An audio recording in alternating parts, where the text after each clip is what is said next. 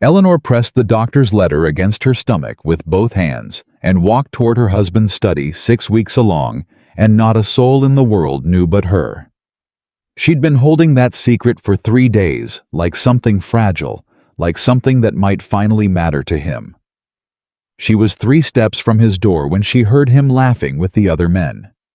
And then, easy as breathing in the voice he used for numbers and land surveys, and things that didn't cost him a feeling. She was only worth the land.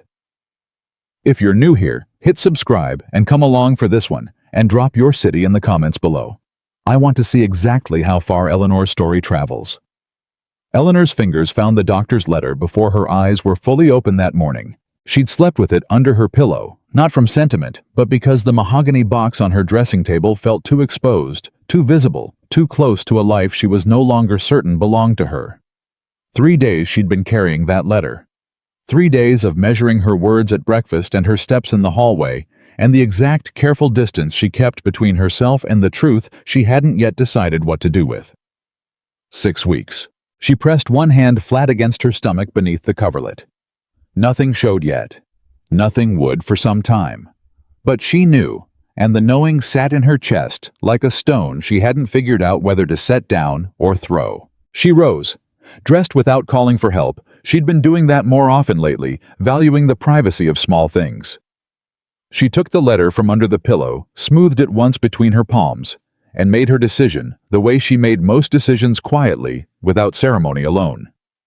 She was going to tell him this morning. She was going to walk to his study before the business of the day began, before Nathaniel became the version of himself that belonged to the county, and the commerce, and the careful architecture of his ambitions, and she was going to hand him the letter, and watch his face, and find out finally what kind of man she had married. The hall was cool and still. The house ran on Nathaniel's schedule, which meant mornings were quiet until he decided they weren't. Eleanor moved without sound. She'd learned that too in 14 months, how to move through this house like weather present and unnoticed. She was 3 steps from the study door when she heard the voices, not arguing. That was the first thing that registered the ease of it, the warmth, the particular looseness men's voices got when they were comfortable and certain they weren't being heard. Her husband's voice, and underneath it, Thomas Aldridge's slow Virginia drawl, and James Faulkner's clipped merchant's cadence. All 3 of them settled in before 6 in the morning, like they'd been there half the night. She stopped.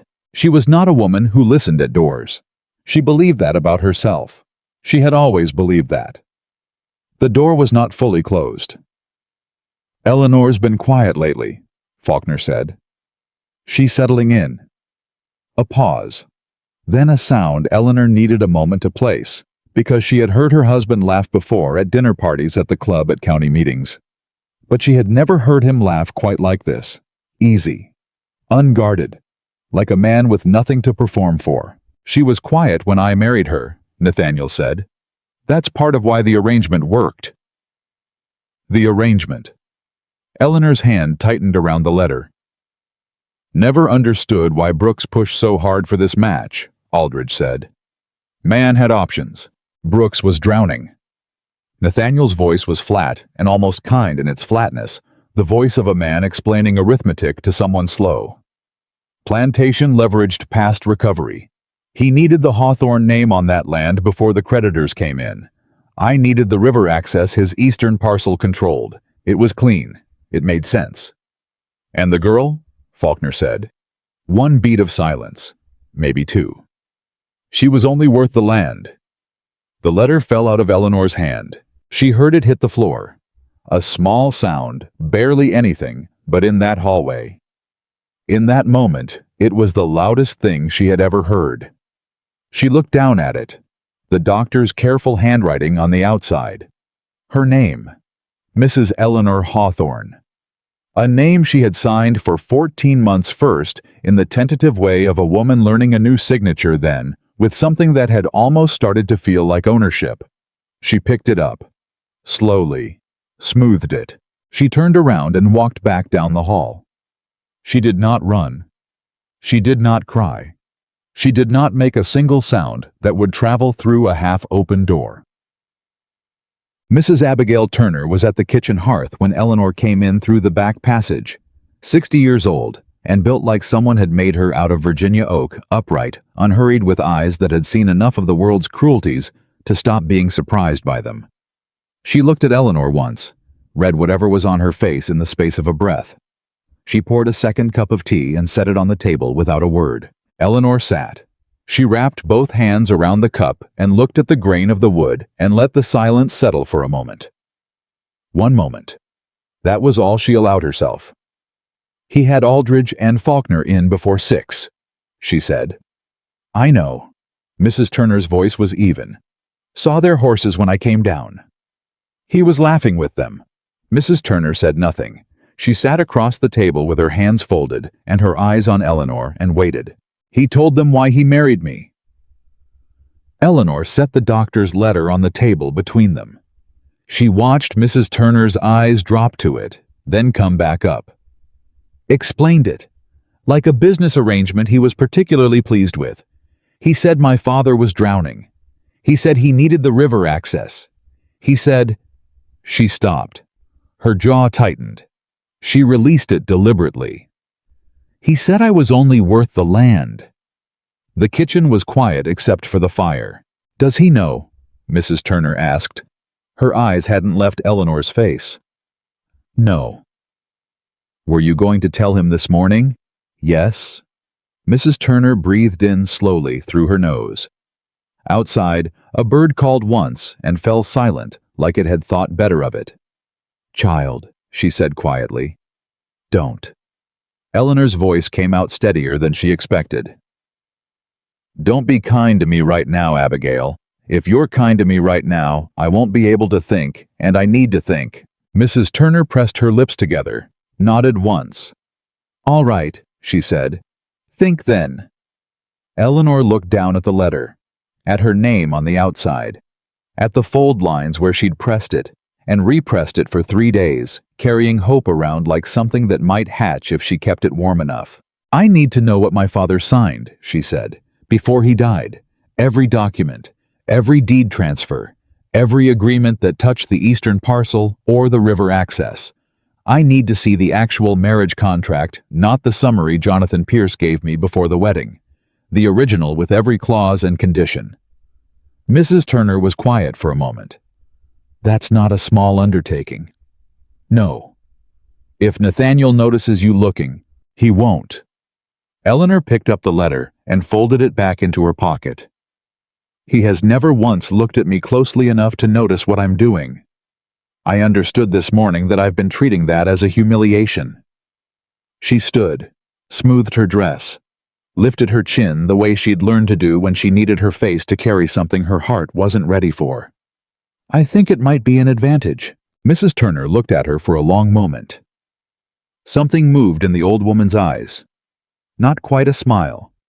Something older and quieter than a smile.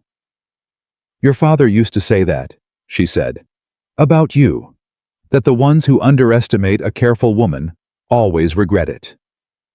Eleanor's throat tightened. She held it. "I need to get to Jonathan Pierce," she said. "Without Nathaniel knowing. I'll need a reason to go into town. Thursday." Mrs. Turner said immediately, "I need dry goods from Holloway's. You've been meaning to call on Margaret Hale. Nobody will think twice." Margaret Hale lived 3 houses from Pierce's office. Eleanor hadn't mentioned that.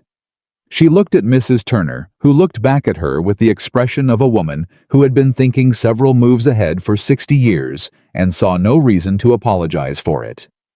"Thursday," Eleanor said. Meh. Nathaniel came to breakfast at 7:15, as he always did, punctual pressed, carrying the particular self-satisfaction of a man whose morning had already confirmed everything he believed about himself. He sat at the head of the table and unfolded his napkin and asked after the house in the way he had, which was not quite speaking to Eleanor so much as speaking to the general space she occupied. "Sleep well," he said. "Well enough?" Eleanor said. She poured his coffee the way he liked it, strong, no sugar, the cup placed on his right side without him having to ask. 14 months of paying attention. "You were up early. I heard voices."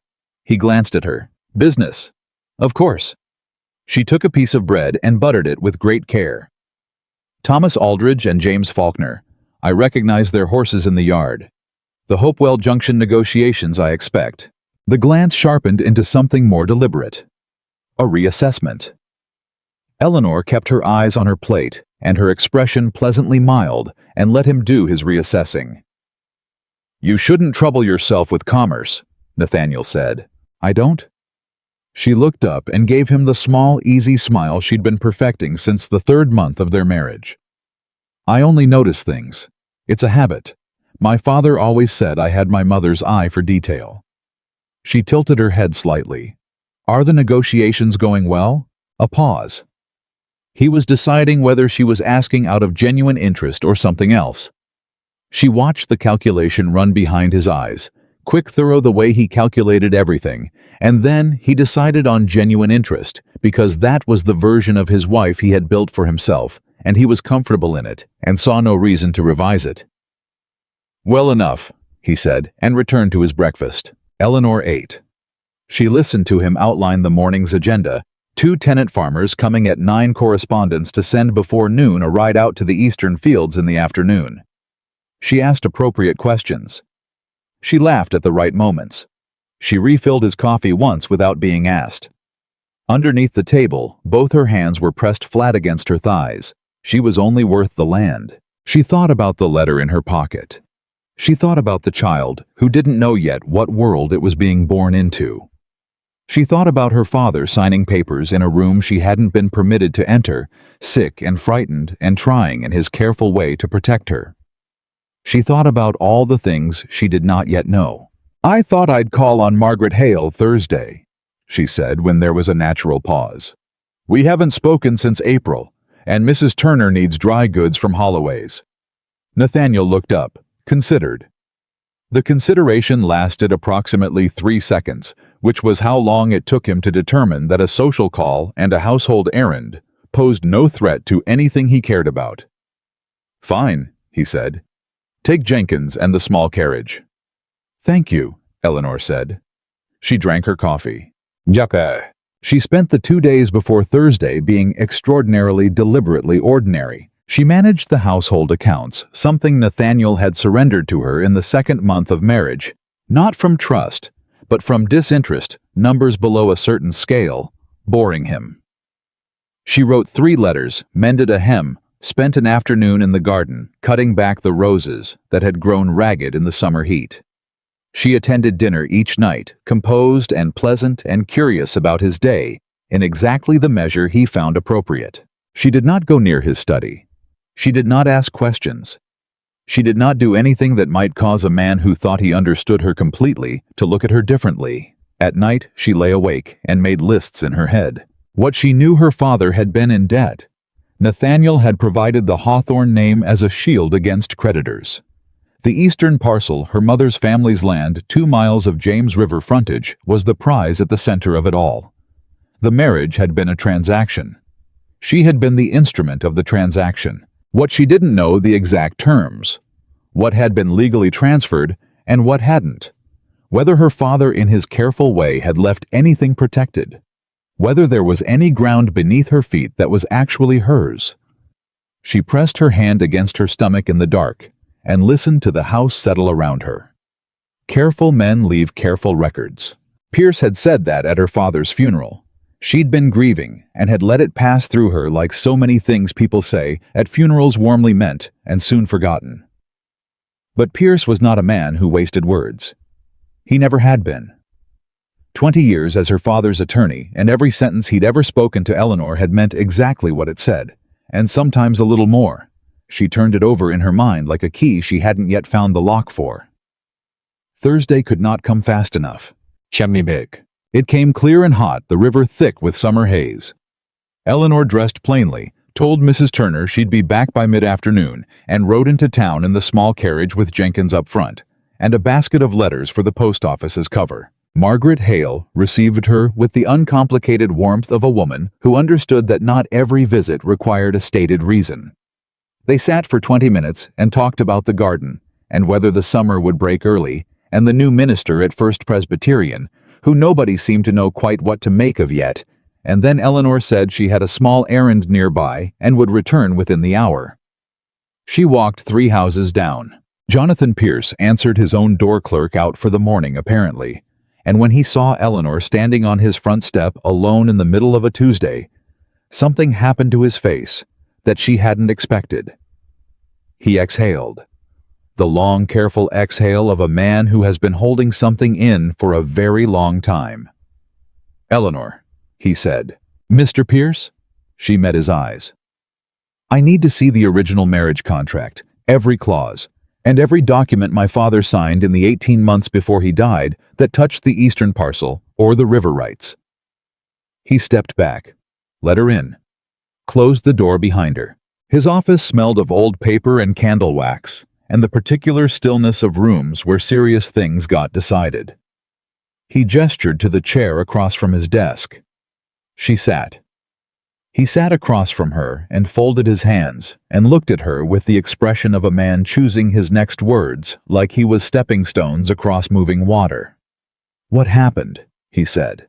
"I heard something I wasn't meant to hear." He nodded. Just once. He did not ask what. "Your father came to me," Pierce said, 14 months ago, before the wedding. He was not well. We both knew how not well he was, and he was frightened, not of dying. He paused. "William Brooks was never frightened of dying. He was frightened of leaving you without ground to stand on." Eleanor said nothing. She kept her hands folded in her lap and her eyes on Pierce's face and let him speak. "He signed the contract because the alternative was worse," Pierce continued. "The plantation would have gone inside 2 years. The creditors were already circling by the time Nathaniel made his offer. The Hawthorne name bought your father time, bought you time he believed. A stable house. A man with standing." His jaw tightened slightly. "He believed it was the best available arrangement. I told him the same thing, and I will not pretend otherwise." "But," Eleanor said. Pierce looked at her steadily. "But your father was a careful man," he said. "And he did not sign everything."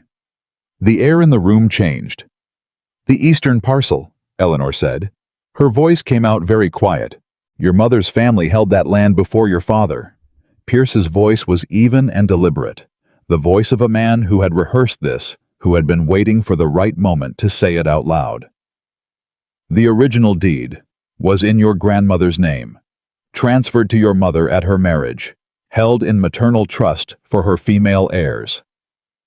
He paused. "Your father could grant access rights, usage rights.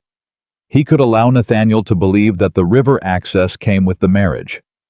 But the land itself," he stood, moved to the shelving behind him, drew out a rolled document tied with dark ribbon and set it on the desk between them. "The land itself never left the maternal trust," he said. "It cannot be transferred or sold except by the living female heir." Eleanor looked at the document, at her grandmother's name faded to brown on the outside edge, at the ribbon dark with age tied in the same careful knot her father had always used. "That's me," she said. "That is you." She reached out and touched it, just her fingertips, light as a question. "Does Nathaniel know?" she said. "Nathaniel believes the access rights constitute effective ownership," Pierce said carefully. "He has never examined the maternal trust documents. There was no reason for him to your father allowed him to understand the arrangement in a particular way that was not technically a lie. It was a very careful piece of accounting," Eleanor said.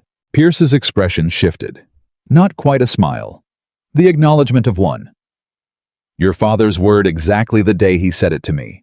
Eleanor looked at the rolled document for a long moment. She thought about her father coming to this office sick, diminishing frightened for her, and the particular stubbornness it must have taken for a drowning man to hold something back from the water. She didn't let herself cry. Not here. Not yet. "I need copies of everything," she said. Her voice was steady. "The full marriage contract with every clause, all the deed transfers, the maternal trust documents, every paper with my father's signature that touches the Hawthorne arrangement." "I anticipated that," Pierce said. She looked at him sharply. How long have you had them ready? He held her gaze. Since the day your father asked me to keep them safe. He made me promise if you ever came to me asking these questions, I was to answer them fully and hold nothing back. A pause. He hoped you would never need to come. But he knew I might, Eleanor said. He knew you might. She sat with that for a moment. The image of her father, careful even in his diminishing making arrangements for a version of the future he had not wanted for her, but had been precise enough to plan for anyway. The grief came through clean and sharp, and she let it move through her because there was no one watching, and she was so tired of managing things in solitude. Then she straightened, pressed both hands to her thighs, breathed once slow and deliberate. The access rights Nathaniel was granted, she said. Can they be revoked? Pierce was quiet. He looked at her the way her father had sometimes looked at her across the dinner table, when she'd surprised him into a particular kind of pride he didn't quite know how to say out loud. That, he said slowly, is an excellent question. He rose and went back to the shelving and began pulling folders. The access rights were granted contingent on the marriage remaining intact and in good standing. The language is your father was very particular about the language. He pulled a second folder. A third, set them on the desk. There is a clause, Section 11, Paragraph 4. It stipulates that in the event of material misrepresentation by either party, at the time of contract misrepresentation of assets of intentions of legal standing. He stopped. He opened the top folder and turned it to face Eleanor across the desk. She leaned forward. Read the paragraph he was pointing to. Read it again. He lied about the debt structure, she said. He presented the plantation's liabilities in a manner that was, Pierce chose his word with care, incomplete. He lied, Eleanor said, and her voice was very quiet and very certain. If one were to argue the point before the right judge, Pierce said, with the right documentation, yes, the misrepresentation could be sufficient grounds to void the access rights entirely. He paused. Which would mean he has been operating his river trade through land he has no legal right to use. Eleanor looked at the paragraph, at her father's careful language, sitting in a contract for 14 months waiting. Careful men leave careful records. Now she understood. Her father hadn't just protected the land. He had built her a door. A narrow door. A difficult one. One that required the right key at the right moment, but a door. He had sat in this office, sick and frightened, and running out of time. And he had quietly, precisely built his daughter a way out. She looked up at Pierce. I'm going to need a merchant, she said. Someone outside the county. Someone Nathaniel doesn't have a relationship with. Someone who deals in James River trade who would understand the value of what I have. Pierce studied her. Whatever he saw in her face made him still for a moment. I know a man in Boston, he said carefully. Samuel Carter. Moves goods up and down the eastern seaboard. Honest, which is rarer than it should be. He knew your father. Can you reach him? I can write today. Eleanor nodded. She looked back down at the folder. At the paragraph her father had put there like a stone under a floorboard hidden in plain sight, waiting for the weight of the right moment to reveal it. Shall we begin? Pierce said. Yes, Eleanor said. She opened the first folder.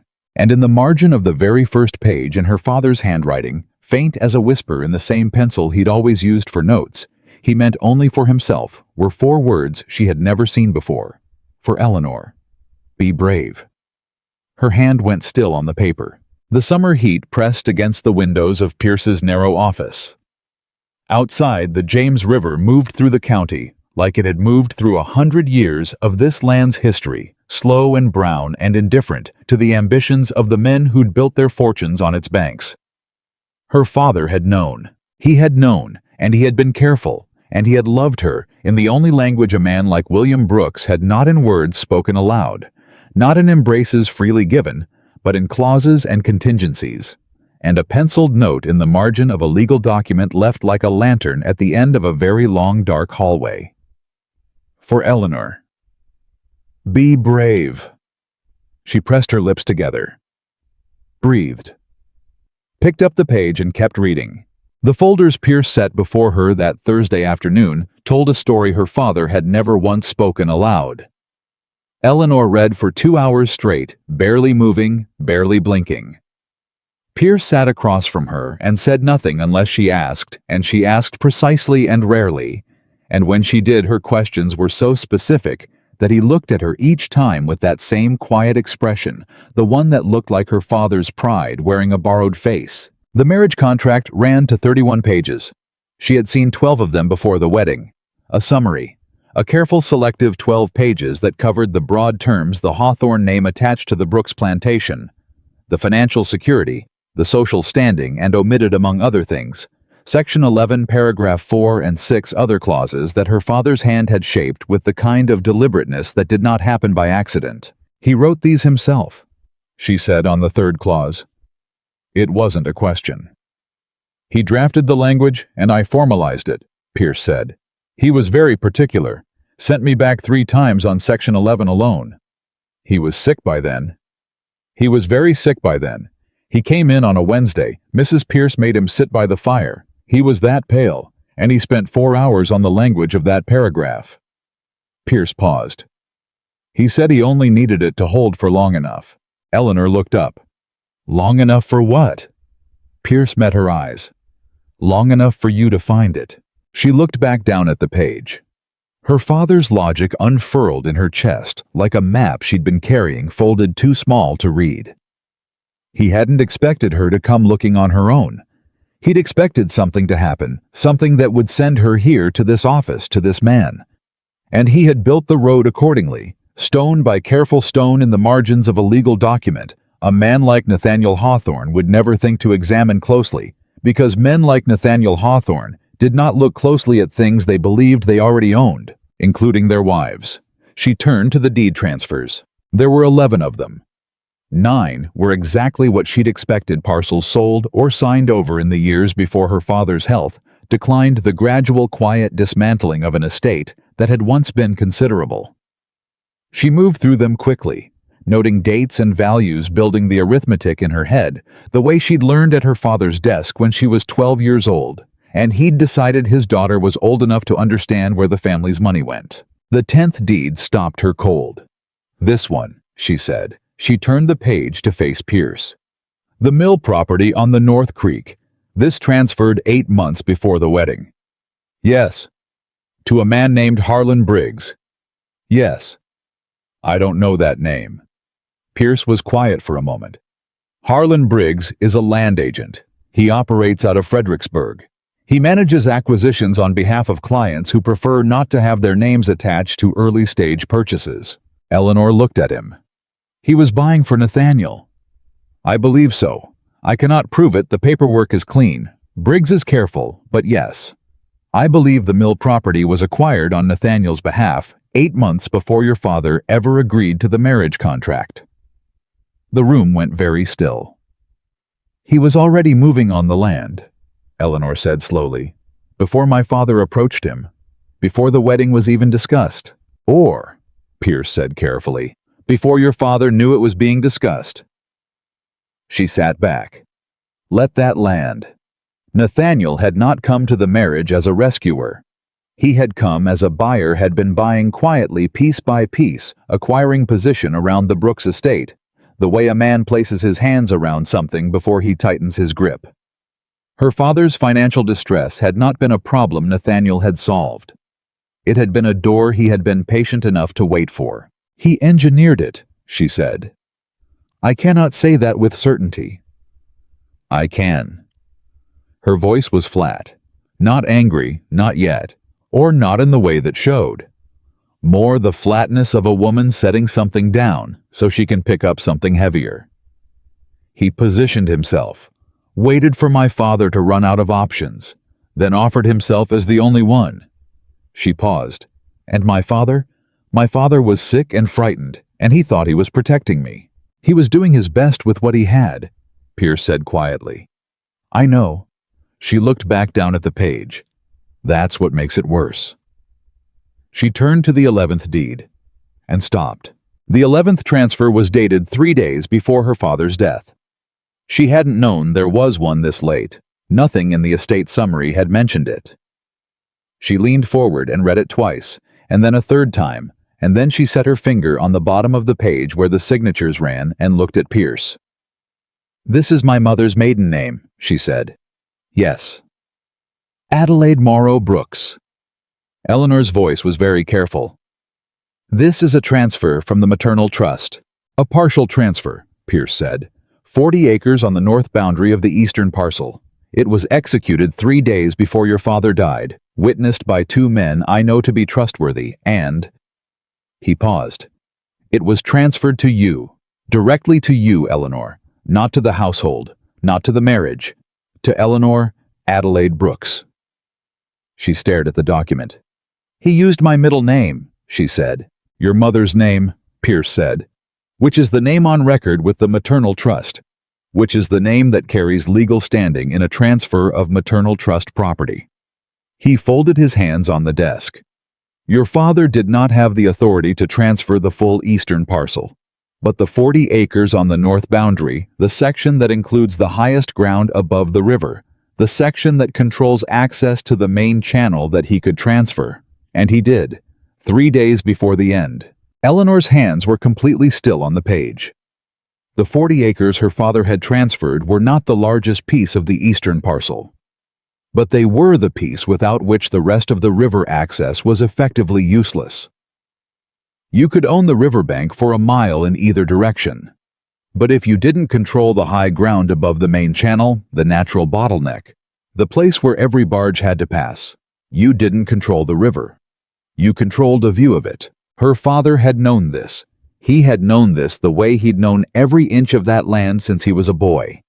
And 3 days before he died, barely able to hold a pen, he had signed the one piece of it that made everything else matter. "Nathaniel doesn't know about this transfer," she said. "It was recorded with the county clerk," Pierce said. "But it was recorded under your mother's name format, which differs from how your name appears in the Hawthorne household records. Anyone looking at the transfer index for Eleanor Hawthorne would not find it. Anyone looking for Eleanor Adelaide Brooks would. Has anyone looked? Not to my knowledge." Eleanor breathed out slowly. "He hid it in plain sight." "He hid it in plain sight," Pierce agreed. She sat with that for a long moment. Her father in the last days of his life, hand-shaking eyes, probably already going the way they'd gone at the end. Choosing precision over sentiment. Choosing to protect her, the only way he had left. She was not going to cry in Jonathan Pierce's office. She was absolutely not going to cry. She pressed both hands flat on the desk and breathed and looked at the ceiling for exactly 3 seconds and then looked back down at the page. "I need to understand the access rights Nathaniel was granted in exact terms," she said. "Every limitation, every condition, every word." Pierce reached for the marriage contract and opened it to a page he clearly knew by heart. The access rights run through the eastern parcel's southern corridor. They were granted contingent on the marriage remaining in good standing on the misrepresentation clause we discussed, and he pointed to a line midway down the page. "On the continued physical integrity of the access route itself." Eleanor leaned forward and read the line. "Meaning if the route changes," she said slowly, "the rights don't automatically transfer. Meaning if the northern channel, the main channel, becomes the primary commercial route and access to it runs through the 40 acres your father transferred to you rather than through the southern corridor Nathaniel was granted rights to, then Nathaniel's access rights become significantly less valuable than he believes them to be." Pierce looked at her steadily. "The river shifts, Eleanor. It has shifted before. The northern channel has been gaining depth for 3 years. Any waterman on the James will tell you." She stared at him. "You've been watching this," she said. "I've been watching this," he said simply. "Since when?" "Since your father asked me to." She sat back.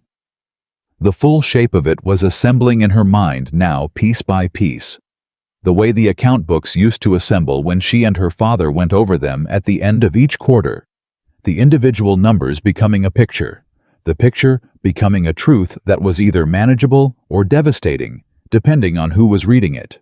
Her father had not just protected the land, he had set a trap. A slow, patient, perfectly legal trap built out of maternal trust documents and river geography, and a 40-acre transfer recorded in a name a careless man would never think to search for. He had built it knowing he would not live to see it spring. He had built it for her. "I need Samuel Carter," she said. "Quickly."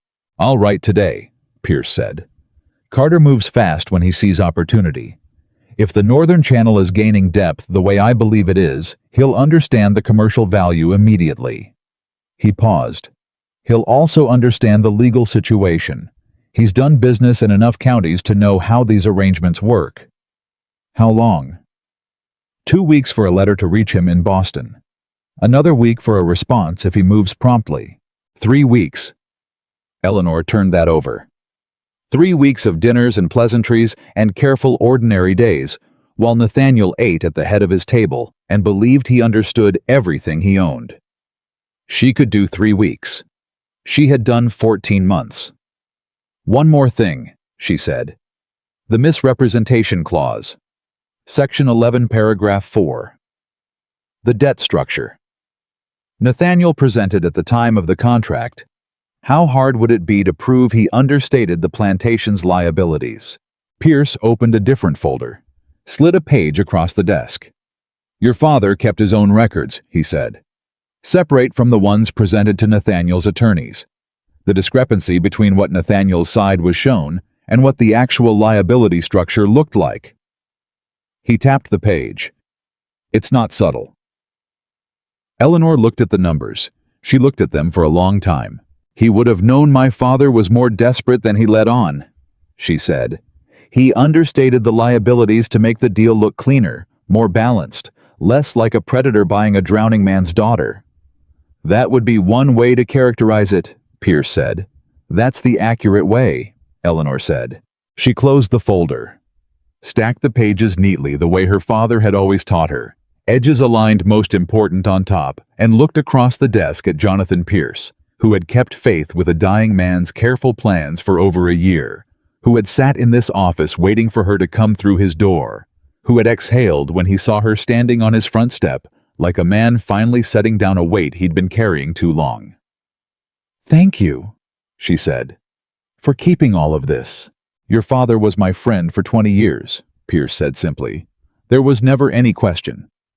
She stood, straightened her dress, tucked the copies Pierce had prepared into her basket beneath the letters for the post office layered under a piece of calico from Holloway's that Mrs. Turner had requested ordinary and unremarkable on the surface, the way all of the most important things in her life had apparently always been. "I'll be in touch," she said. "I'll have Carter's address ready for you before you leave town," Pierce said. He rose when she did, and there was something in the gesture, the old courtesy of it, the respect that caught her somewhere behind her sternum and held for a moment. She nodded, went to the door, put her hand on the latch. "Mr. Pierce," she said without turning around. "Yes. When my father came to you, the last time, the day he transferred the 40 acres. She stopped, started again. Was he at peace with it? What he was doing?" A long pause. "He was at peace," Pierce said. "He told me he said he was leaving you the one thing a father can actually give his daughter. Not money, not land." Another pause. "He said he was leaving you a fighting chance." Eleanor's hand tightened on the latch. She opened the door and walked out into the summer heat. Châteauthal. The next 3 weeks were a performance so sustained and so complete that Eleanor sometimes startled herself with how easy it came. She was pleasant at dinner. She asked questions about the harvest and the river trade, and Nathaniel's ongoing negotiations with Aldridge and Faulkner, and she listened to his answers with the expression of a woman who found her husband's work admirable in a general way, without pretending to understand the particulars. She managed the household.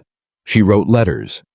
She spent 2 afternoons helping Mrs. Turner put up the summer preserves, standing in the kitchen with her sleeves rolled and her hair damp from the heat. And she thought the whole time about river geography and legal clauses and a 40-acre piece of high ground her father had signed into her name 3 days before he died. Nathaniel watched her sometimes across the dinner table. Not with suspicion, She was almost certain it wasn't suspicion. Not yet, but with a kind of mild recalibration, the look of a man who has a fixed idea of something and is occasionally surprised when reality doesn't quite match it. She'd said something at breakfast one morning about the mill property on the North Creek, mentioned it. Casually said she'd seen the Briggs family name in some old papers while she was organizing the household files. Wasn't that the man who'd sold Father the seed supplies some years ago, and the way Nathaniel had gone very still for exactly 2 seconds before saying he didn't believe so, told her everything she needed to know about how much he thought she understood. Not enough to worry about. Good. She kept it that way. The letter from Samuel Carter arrived on a Thursday 17 days after Pierce wrote to him. Mrs. Turner brought it to Eleanor's sitting room in the late afternoon, while Nathaniel was out riding the eastern fields tucked inside a domestic catalog from a Boston dry goods supplier that Mrs. Turner had apparently arranged to have the letter accompany, which was either a coincidence or the kind of operational thinking that explained why Abigail Turner had survived 60 years in other people's houses with her dignity intact. Eleanor read the letter twice. Carter wrote the way she imagined he talked, direct, quick, no sentence longer than it needed to be. He remembered her father. He expressed his condolences in one sentence and moved on, which she appreciated more than she could have said. He said he'd been watching the northern channel of the James for 2 seasons and had been wondering who held the high ground above the main bottleneck, because whoever held it was sitting on something. The eastern seaboard merchant community was going to need badly. Within the next 18 months, the southern corridor having been silting up in ways that were becoming commercially significant. Then he said, I understand there may be a legal situation requiring navigation. I have experience with such situations. If the party who holds the relevant land is willing to discuss terms of a commercial partnership, I can be in Richmond within a fortnight of your word. Eleanor set the letter down on her lap and looked out the window at the summer afternoon. A commercial partnership. Not charity. Not rescue. A transaction on her terms with a man who understood the value of what she held, who came to the table, not because he pitied her, but because he wanted access to something she owned. She understood suddenly and completely what her father had meant to give her. Not just the land, not just the documents. He had meant to give her a position, a place at a table where she held something of value. The kind of standing that didn't come from a husband's name or a family's history, but from a 40-acre piece of high ground and a river that kept shifting in her favor. She picked up her pen.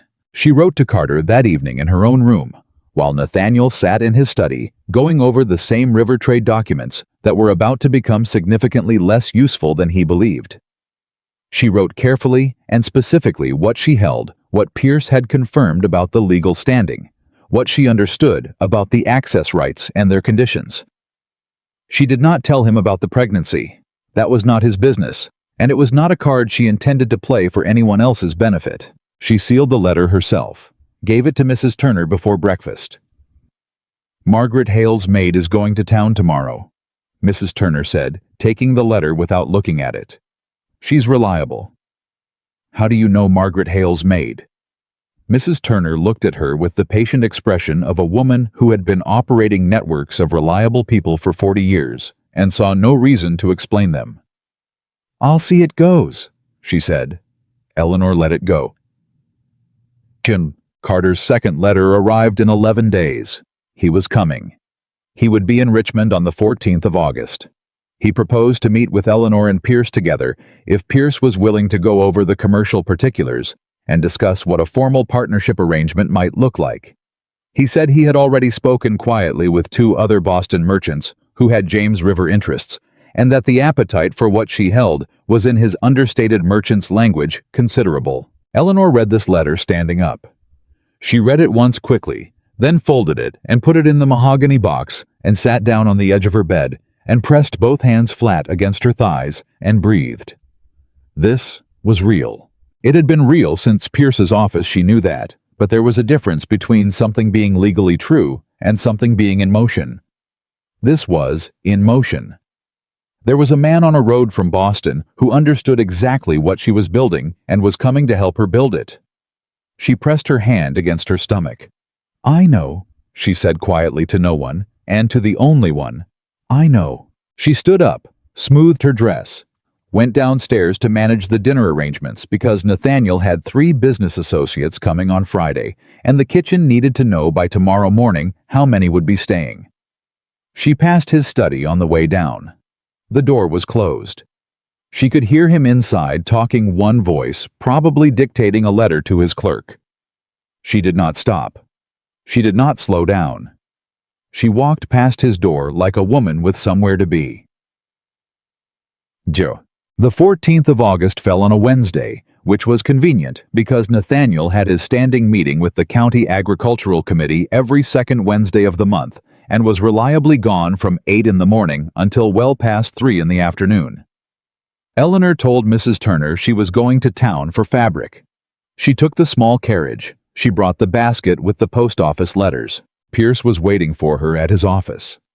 Carter was already there when she arrived, a compact, weathered man in his mid-40s with the kind of face that had spent considerable time outdoors, calculating the weight of cargo, who stood when she entered the room and offered his hand rather than a bow, which told her something immediately about how he intended to conduct business. "Mrs. Hawthorne," he said. "Samuel Carter. Your father was a good man. I was sorry to hear of his passing." "Thank you for coming," Eleanor said. She shook his hand and sat and got directly to the point because they had perhaps 5 hours, and there was a great deal of ground to cover. "You understand the legal situation Mr. Pierce outlined in his letter?" "I do." Carter sat, pulled a folded paper from his coat. "I've also had the Northern Channel surveyed independently 2 weeks ago by a man I trust. The silting in the southern corridor is advancing faster than most people know. By next spring, the main commercial traffic is going to be pushing through the Northern Channel exclusively." He unfolded the paper and laid it on the desk, a surveyor's map marked in several places. "Whoever controls the high ground above this section," he put his finger on a point on the map, "controls the primary access point for 4 counties of river trade." Eleanor looked at where his finger rested, looked at Pierce. Pierce nodded once. "That's the 40 acres, she said. "That's the 40 acres, Carter confirmed. He looked at her with the straightforward assessment of a man who was deciding whether the person across the table knew what they were doing. Whatever he found seemed to satisfy him. "I want to propose a commercial arrangement, a partnership, formal, documented, legally recorded. I provide the capital and the merchant network. You provide the land access and the legal standing. We split the revenues from licensing the Northern Channel access at a rate to be negotiated." 60-40, Eleanor said. "In my favor." Carter blinked. Then he almost smiled. "I was going to propose 55-45 in your favor." "The land is mine," Eleanor said. "The access is mine. The legal standing is mine. The risk if this arrangement is challenged is mine." 60-40. Carter looked at Pierce. Pierce looked at the middle distance with the expression of a man who was not going to get involved in this particular negotiation. 60-40, Carter said. "All right." Pierce made a note. "There is one complication," Eleanor said. She kept her voice even. "My husband currently believes he holds effective control of the eastern parcel, including the Northern Channel access through the access rights granted in our marriage contract. He has been operating his river trade arrangements on that basis. He has not examined the maternal trust documents and is unaware of the 40-acre transfer." Carter looked at her. "What does he know about this meeting?" "Nothing." "What does he know about the 40-acre transfer?" "Nothing." "What does he know about the silting in the southern corridor?" "He knows it's happening. He doesn't know how fast or what it means for his access rights." Carter leaned back in his chair and looked at the ceiling for a moment, and then looked back at Eleanor with the expression of a man recalculating odds in real time. When he finds out, Eleanor said calmly, "he will have legal options available to him under the marriage contract. Mr. Pierce and I have examined those options. Most of them require him to prove good faith at the time of the original arrangement, which the misrepresentation of my father's liabilities makes difficult." She paused. "I am not interested in a prolonged legal battle. I am interested in a documented partnership arrangement that establishes my legal standing clearly enough that any challenge would need to be mounted in open court before a judge with the full contract visible to all parties. Carter looked at her for a long moment.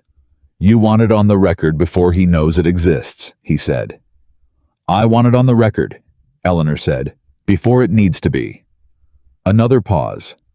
Carter glanced at Pierce, who had set down his pen and was watching Eleanor with an expression she hadn't seen on him before, something that looked like the closest thing a careful man allowed himself to outright admiration. Mrs. Hawthorne, Carter said slowly, I came down from Boston expecting to negotiate with a woman in a difficult situation who needed help. Eleanor waited.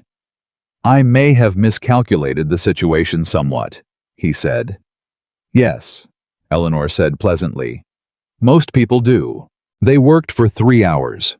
Pierce drafted Carter, negotiated Eleanor read every line and sent Pierce back twice on the revenue distribution terms and once on the indemnification clause. By the time the afternoon light had shifted and Eleanor needed to be thinking about the road home, they had a document that was not yet signed. Carter needed his own attorney to review it. Pierce needed to prepare the final version, but was substantively complete. She was standing to leave when Pierce said, There's one more thing you should know. She turned. He had a letter on his desk that hadn't been there when she arrived. He'd been holding it, she realized, waiting for the right moment. This came 2 days ago, from the Fredericksburg County Records Office. He held it out. Harlan Briggs filed a deed claim last month on 2 parcels adjoining the eastern property's northern boundary. Eleanor went still. Nathaniel's moving, she said. He's consolidating, Pierce said. He may have had the northern channel surveyed too. If he's acquiring the adjoining northern parcels, he may be planning to argue that his access rights extend to include the northern corridor by adjacent claim. Can he do that? He can argue it. Whether he prevails depends on the strength of your documentation and how quickly we establish your standing. Pierce met her eyes. He's moving Eleanor, which means we need to move faster. The room was very quiet. Carter stood as well. He looked at Eleanor with the measuring expression she was already beginning to recognize as his version of respect. How long do we have before he completes the Briggs acquisition? Filing suggests 2 to 3 months, Pierce said. If he moves quickly, perhaps 6 weeks. Eleanor picked up her basket, settled it in the crook of her arm, looked at Pierce, and then at Carter, and felt something sharpen in her chest. Not panic, nothing like panic, more the way a compass needle snaps toward true north when you stop moving and let it settle. 6 weeks. She was approximately 10 weeks pregnant. She had a partnership agreement nearly complete with a Boston merchant who controlled half the eastern seaboard's cargo network. She had a 40-acre transfer in her grandmother's name recorded in a county office that her husband had never thought to search. She had Section 11, Paragraph 4, and a dead man's careful language and 4 words penciled in a margin. In a hand she would know anywhere. For Eleanor. Be brave. Accelerate everything, she said. Pierce, I need the final document within the week. Carter, can your attorney review by Friday? Thursday, Carter said. Thursday, Eleanor said. Good. She looked at Pierce. And I need you to identify the right judge, the one who would hear a maternal trust case in this county. I want to know his name, his history, and whether he ever knew my father. Pierce looked at her for a moment. Judge Harlan Moore, he said. He and your father were in the same regiment in 1798. Eleanor nodded. Set up a meeting, she said. Nothing formal. A social call through appropriate channels. My father's daughter paying her respects to an old friend of the family. She went to the door, put her hand on the latch. Mrs. Hawthorne, Carter said behind her. She looked back. He was standing with his hat in his hands, and there was something in his expression. Not pity, not sentiment, more the look of a man who has just witnessed something he wasn't expecting and is honest enough to acknowledge it. Your father would be proud, he said. Eleanor held his gaze for exactly 1 moment. I know, she said. That's what keeps me moving. She opened the door and walked out into the August afternoon, and behind her in Pierce's quiet office, the two men looked at each other and said nothing because there was nothing that needed saying. She was in the carriage and halfway back to Hawthorne Manor before she allowed herself to feel the full weight of what was in motion. Not the fear of it, though. The fear was there, real and present. She wasn't pretending otherwise. But underneath the fear, something else. Something her father had tried to give her, and she hadn't known how to receive until this morning, sitting across a desk from a Boston merchant who'd come all the way down from Massachusetts because she held something worth coming for. Not his wife, not his daughter, not a transaction in a contract written by men in a room she hadn't been permitted to enter. Just Eleanor. Eleanor, who could read a deed transfer. Eleanor, who understood river geography. Eleanor, who had sat in a lawyer's office for 3 hours and sent grown men back to revise their language twice. Eleanor, who was 10 weeks along with the child who was going to be born into whatever world she built between now and the spring. She pressed her hand against her stomach the way she did when she needed to remember what the work was for. The carriage moved through the August heat. The James River ran somewhere to the east, shifting in its banks, the way it always had, indifferent and inexorable, moving toward the channel that suited it best. Her channel now. Her land. Her fight. When she got home, Nathaniel was already back from the committee meeting, standing in the front hall, going through the day's correspondence. He looked up when she came in. Looked at her basket. "Get what you needed in town," he said. "Everything I needed," Eleanor said. She smiled at him, the small, easy smile, the one she'd been perfecting for 14 months. He nodded and looked back at his letters. She went upstairs to change for dinner, and in the quiet of her room, she opened the mahogany box and put Carter's letter inside with the doctor's letter and the copy of the 40-acre transfer, and she looked at the small collection of papers that represented the architecture of everything she was building. Then she closed the box and went downstairs and sat across the dinner table from the man who had decided she was worth only the land, and she ate her dinner and asked about his day and laughed at the right moments. And she waited. The partnership agreement was signed on a Thursday morning in Pierce's office, with Carter's attorney present, and 2 witnesses Pierce had selected with the same deliberateness he applied to everything: a retired county magistrate and a Presbyterian minister who had known Eleanor's father since before she was born. The document was 12 pages. Eleanor read every line before she signed it, and she signed it in her full name, Eleanor Adelaide Brooks Hawthorne. She used both names deliberately. Pierce noticed. He said nothing. Carter shook her hand when it was done. His attorney, a thin, precise man from Fredericksburg named Whitfield, who had said perhaps 40 words the entire morning, looked at the signed document and then at Eleanor and said, "Mrs. Hawthorne, I've reviewed a great many partnership agreements in 20 years of practice. This is among the most carefully constructed I've encountered." He paused. "The original drafting is yours, I take it, not Mr. Pierce's." "We worked together," Eleanor said. Whitfield looked at Pierce. Pierce looked at the middle distance. "Of course," Whitfield said, and said nothing else, but the way he folded the document into his case told Eleanor he understood exactly whose thinking had shaped it. She was back at Hawthorne Manor before noon. Nathaniel was in his study. She hung up her coat, checked on the kitchen, asked Mrs. Turner about the afternoon's arrangements, and went upstairs to put the signed copy of the partnership agreement in the mahogany box. She stood at her dressing table and looked at the box for a moment. It was getting full. The doctor's letter, the 40-acre transfer, Carter's letters. And now this 12 pages that said in language Pierce had made airtight that Eleanor Adelaide Brooks Hawthorne held controlling interest in the commercial access rights to the northern channel of the James River through a piece of ground her father had quietly put in her name 3 days before he died. Nathaniel was sitting 30 feet away, separated from her by 1 floor, and a hallway, conducting his river trade negotiations with the confidence of a man who believed he understood what he owned. He didn't know yet, but he was going to find out, and when he did, it wasn't going to be in a way he controlled. She closed the box and went down to manage the afternoon. The first sign that something had changed came 4 days later. Eleanor was in the garden when she heard the hoofbeats fast 2 horses coming up the main road in a way that said urgency rather than courtesy. She straightened and turned and watched Thomas Aldridge ride in hard, his horse lathered with a younger man she didn't recognize riding close behind. She went inside through the kitchen without hurrying. Mrs. Turner was already at the back window. "Aldridge," Eleanor said, "came in like the devil was behind him." Mrs. Turner said. Eleanor untied her garden apron and folded it neatly over the back of a chair. "Where's Jenkins?" "Stable."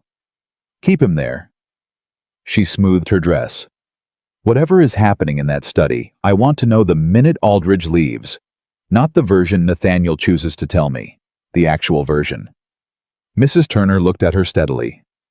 "I'll see what I can learn." Eleanor went to her sitting room and picked up her embroidery and sat in the chair by the window where she could hear the front of the house, and she stitched with complete composure while her heart ran faster than Aldridge's horse. 40 minutes later, she heard the study door open. Voices in the front hall.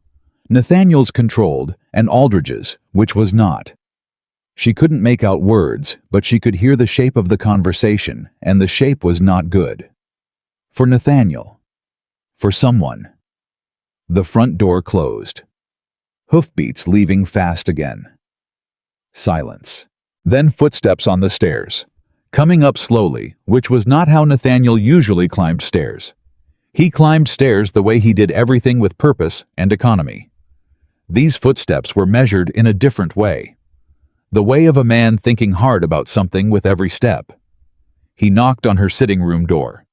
He never knocked. "Come in," she said.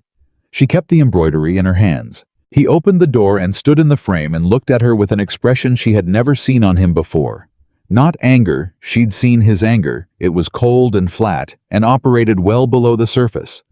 This was something else, something that in another man she might have called unsettled. "The survey results from the Northern Channel came in," he said. She looked up from her embroidery with polite interest. "Oh, the silting in the southern corridor is more advanced than projected." He watched her face. She kept it pleasant and attentive.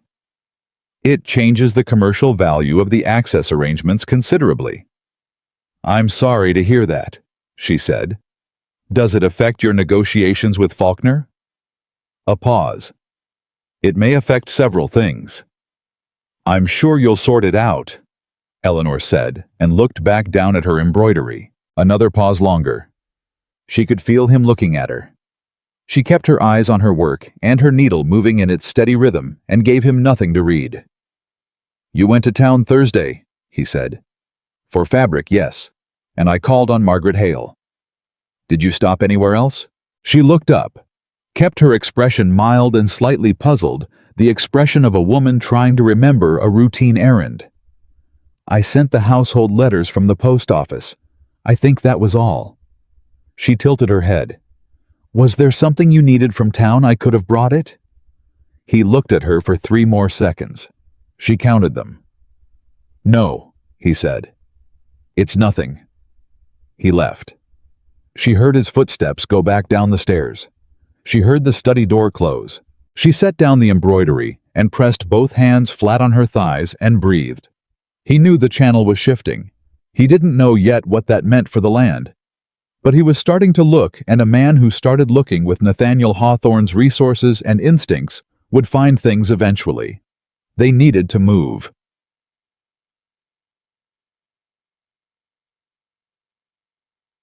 She got word to Pierce that same evening through Mrs. Turner's network, a folded note tucked into a delivery of household supplies, going back into town, innocuous as a grocery list, which it was on the outside. Pierce's response came back the following morning. "Judge Moore will receive Miss Eleanor Brooks, your father's daughter, for a social call on Monday at 2 o'clock. Come as yourself. Come as his friend's child. Bring nothing. Say everything." She read it twice and burned it in the kitchen hearth. Monday. 3 days. She spent those 3 days being so ordinary, it almost hurt. She managed the house. She sat with Nathaniel at every meal. She asked about the Agricultural Committee and the Faulkner negotiations and whether he thought the summer would break soon, and she listened to his answers with appropriate wifely interest and gave him the small, easy smile and refilled his coffee. On Sunday evening, he told her he was riding to Fredericksburg on Tuesday for 2 days of meetings. She kept her face exactly as it was. "Safe travels," she said. "I'll have Mrs. Turner prepare the traveling case." He nodded, returned to his correspondence. She did not look at Mrs. Turner, but under the table, her hand found the older woman's and pressed it once briefly, and Mrs. Turner pressed back. Tuesday. He would be in Fredericksburg on Tuesday. She could move more freely. She could get to Pierce. She could accelerate the timeline in ways that were harder when he was in the house watching the shape of her days. But Monday first. Judge Moore first. Harlan Moore was 71 years old and walked with a cane he clearly resented, and had the kind of face that had spent decades in courtrooms deciding who was telling the truth and had gotten very good at it. He received Eleanor in his front parlor and offered her tea and asked after the household and said he'd been sorry about her father, that William Brooks had been one of the finest men he'd known in 40 years of public life. "He spoke of you often," Eleanor said. "He said you were the most honest man he'd ever argued with." Moore smiled. "We argued a great deal. He usually won." He set his teacup down. He looked at her with the direct, unhurried assessment she remembered from courtroom stories her father had told. "You didn't come to talk about your father, though." "No, sir," Eleanor said. "I came to ask you about maternal trust law." Moore was very still for a moment. Then he said, "Whose trust?" "My grandmother's, Adelaide Morrow. The deed is recorded under her name. The transfer to me was executed 3 days before my father died and recorded with the county clerk under my mother's name format, Eleanor Adelaide Brooks." Moore said nothing. He looked at her steadily. "I have a partnership agreement," Eleanor continued, "executed last Thursday, witnessed by a retired county magistrate and Reverend Thomas Hadley. The agreement establishes my commercial interest in the Northern Channel access through the 40-acre parcel. It's recorded with Pierce's office." She paused. "My husband has begun acquiring adjoining northern parcels through a land agent named Harlan Briggs. I believe he intends to argue adjacent claim on the northern corridor."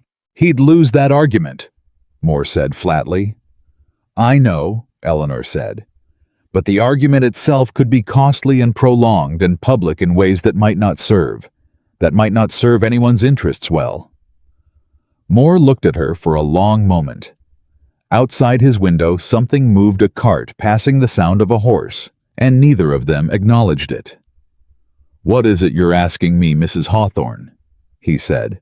"I'm asking whether there is a mechanism," Eleanor said carefully, "by which the maternal trust documentation and the partnership agreement could be formally entered into the county legal record in a way that makes any subsequent challenge from any party a matter of public record that would need to be argued before a court of law with full documentation visible to all parties." "You want it bulletproof before he comes at it," Moore said. "I want it on the record," Eleanor said, "in language a man like my husband cannot quietly make disappear." Moore was quiet for a moment. He picked up his teacup and set it back down without drinking from it. He looked at the window, looked back at Eleanor. "Your father sat in that chair," he said, 23 years ago. He was 29 years old, and he'd just inherited a plantation with more debt on it than most men see in a lifetime, and he wanted to know if there was a legal mechanism for protecting the maternal trust land from creditor claims. Eleanor's breath caught. "He found a way," Moore said. "He always found a way. Took him 4 years and 2 lawyers and one very difficult conversation with a judge who wasn't me, but he protected that land." He paused. "He protected it for your mother, and she protected it for you, and your father made sure in the end that you'd have what you needed to protect it for yourself and whoever comes after you." He stood, walked to his writing desk, pulled out a form she recognized as a county court filing. "I'm not on the bench anymore," he said, writing as he spoke, "but I still have standing to file on behalf of parties with legitimate legal interest. If you bring me the partnership agreement and the deed transfer documentation, I can have both formally entered into the county legal record within the week." He looked up. Once it's in the record, any challenge requires an open hearing, full documentation, no quiet resolutions. How soon? Eleanor asked. Bring me the documents Thursday, Moore said. I'll file Friday. She looked at the form in his hand, at the name he'd written at the top, her name in full, both parts of it. Judge Moore, she said, why are you helping me? He looked at her for a long moment. The afternoon light sat on his face and showed every year he'd spent in courtrooms deciding things that mattered. Because your father was my friend, he said, and because what was done to him and to you was not right, and because the law exists to make things right when men with money decide it doesn't apply to them. He set the form on the desk. And because I knew your grandmother Adelaide, and she would have wanted her land to stay in the hands of a woman who knows what to do with it. Eleanor stood. She extended her hand the way Carter had extended his, directly as one person of business to another. Moore took it. Nathaniel left for Fredericksburg Tuesday morning before 7 with his clerk and 2 cases of correspondence and the self-possessed efficiency of a man who believed his affairs were in order. Eleanor stood at the window and watched his carriage until it was out of sight. Then she turned to Mrs. Turner and said, Send for Pierce. Tell him to bring everything. Pierce arrived by 9. He spread the documents across the dining room table, the deed transfer, the partnership agreement. The maternal trust, records, the marriage contract, open to Section 11. Eleanor went through them one final time, not because she didn't know them, but because she needed to hold the complete picture in her head before the next 48 hours, needed to know it the way she knew the household accounts. Chapter and verse. No hesitation. Moore files Friday, she said. I know, he sent word yesterday. Pierce looked at the table. Once it's filed, Nathaniel will know within days. The county records office, Aldridge, has a man there. He'll see the filing. Good, Eleanor said. Pierce looked at her. Good. I don't want him to find out quietly. I want him to find out the way men like him find out things they should have known suddenly in public from a source he doesn't control. She picked up the partnership agreement. Carter's man is in Richmond this week. Arrived Monday. Make sure he's visible. I want it known in the right circles that a Boston merchant has come to Richmond with a significant commercial interest in the James River Northern Corridor. I want that information moving through the county the same week Moore's filing goes in. She set the agreement back down. Let Nathaniel put it together himself. Let him understand what happened without me having to explain it to him. Pierce looked at her for a long moment. You want him to know how completely he missed it? I want him to understand, Eleanor said quietly, what it looks like when you underestimate someone. Pierce was quiet. Then he nodded once with the solemnity of a man who had waited a long time for this particular conversation. There's one more thing, he said. He pulled a letter from his coat. This came to my office yesterday. It's from Nathaniel's attorney in Richmond, addressed to me, which is unusual. He held it out. She took it, read it. Her jaw tightened. He's already filed, she said. A precautionary claim on the Northern Corridor access, Pierce confirmed. Filed last week before he left for Fredericksburg. He's claiming extension of the marriage contract access rights through adjacent acquisition. He paused. He moved faster than we anticipated. Eleanor set the letter on the table, looked at it, looked at the marriage contract open to Section 11 beside it, looked at the partnership agreement. He filed on the access rights, she said, not the land. Correct. He cannot file on the land he doesn't know about the 40-acre transfer. He's claiming the access rights extend to the Northern Corridor by virtue of the adjacent parcels he's been acquiring through Briggs, which requires the Southern Corridor rights to be valid in the first place, Eleanor said. Which requires... Pierce stopped. A pause. Which requires there to be no material misrepresentation in the original contract. Section 11, paragraph 4. Eleanor said. Yes. She looked at the letter again. Nathaniel had filed a legal claim. He was moving. He was consolidating, acquiring, filing all the things he was good at, all the mechanisms he trusted, all the levers he'd been pulling his entire professional life. He was doing everything right by his own understanding. He had built his entire strategy on a contract whose foundations she and her father and Jonathan Pierce had quietly hollowed out over the course of 14 months and a lifetime. "Can Moore's filing supersede his claim?" she asked. "If it goes in Friday, yes. The maternal trust documentation predates his access rights. The 40-acre transfer predates his adjacent acquisition filings by 11 months. His attorney will see it the moment it hits the record, and he will immediately understand that his client's claim is built on a foundation that doesn't exist." Pierce paused. "Nathaniel is going to be in Fredericksburg when this happens." "I know," Eleanor said. "He will come back immediately." "I know." "Eleanor," Pierce's voice dropped slightly. "When he comes back, he will come back angry, and he will come straight to this house, and he will want answers. Are you prepared for that conversation?" She looked at the table, at all the papers spread across it, the whole architecture of what she'd built over 3 months, while sitting across the dinner table from a man who had decided she was worth only the land. She thought about her father's penciled note in the margin. She thought about Samuel Carter's handshake. She thought about Harlan Moore writing her name in full on a county court filing. She thought about the child who was now 12 weeks along and had no idea what world was being built for them. "Yes," she said. "I'm prepared." Pierce gathered the documents carefully the way he handled everything, edges aligned most important on top. "I'll take these to Moore this afternoon. He can review before Friday." He picked up his case, stopped. "Is there anything you need between now and when he comes back?" "2 things," Eleanor said. "First, I need you to identify the strongest argument his attorney is going to make and tell me exactly how to answer it. Not how you would answer it in court. How I answer it if he puts it to me directly at this table before it ever gets to a courtroom. And second, I need a place," she said. "Not now, not yet.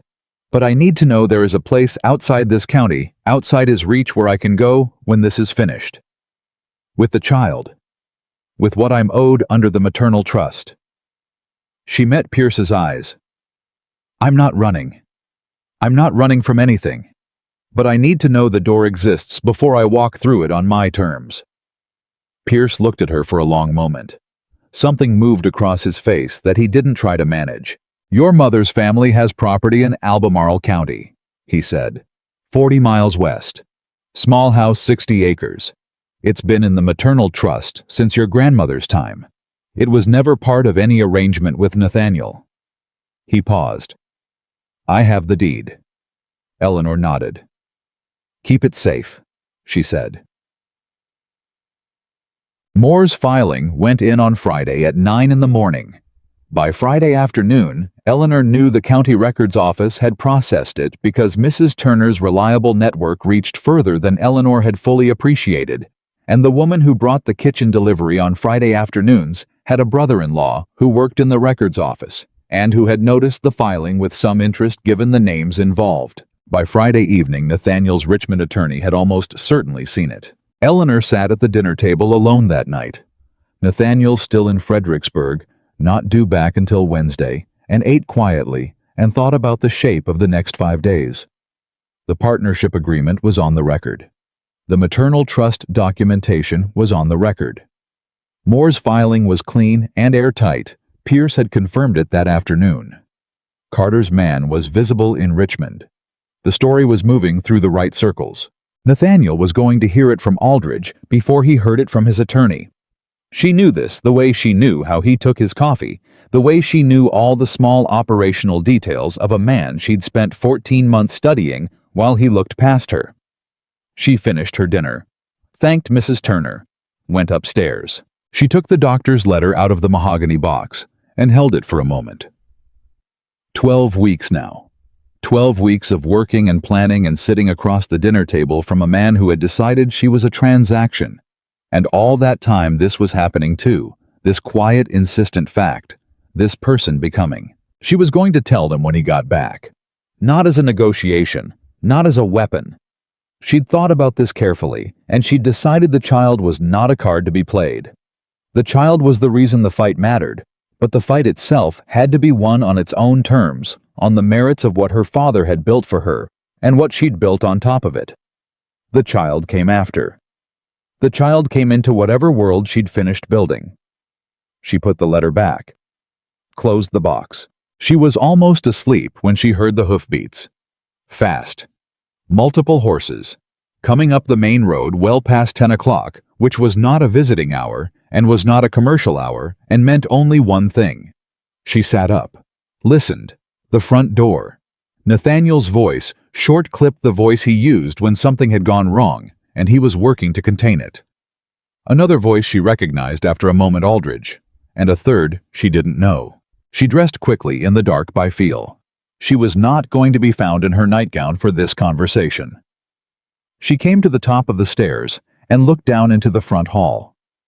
Nathaniel was standing with his coat still on, road-dusty and rigid. Aldridge stood beside him, with the expression of a man who has delivered bad news and is bracing for the reaction. The third man, younger with a leather satchel, was almost certainly Nathaniel's attorney from Richmond. Nathaniel looked up and saw her. "Come down," he said. It was not a request, but it was also not quite the tone she'd expected. She'd expected anger. This was something more controlled than anger. Something that had moved past the first hot moment and settled into calculation, and calculated Nathaniel was in some ways more formidable than angry Nathaniel. She came downstairs. She stood at the bottom and looked at him steadily and waited. "There's a filing," he said, "in the county records, a maternal trust claim on the 40-acre north boundary parcel." He paused. "Under your name?" "Yes," Eleanor said. The room went absolutely still. Aldridge looked at her. The attorney looked at her. Nathaniel looked at her with an expression that was moving through several things in quick succession. Disbelief, recalibration, and something that might have been underneath it all, a kind of involuntary recognition. "You knew about this," Nathaniel said, not a question. "I've known about it for some time," Eleanor said. "The partnership agreement with Carter." His voice was flat. "The Northern Channel access." "Yes." "You've been—" He stopped, started again. "For how long?" "Since the day I understood what this marriage was," Eleanor said. Her voice was completely steady. "Which was the same day you explained it to Thomas Aldridge and James Faulkner through a half-open door." Aldridge had the grace to look at the floor. The attorney was very still.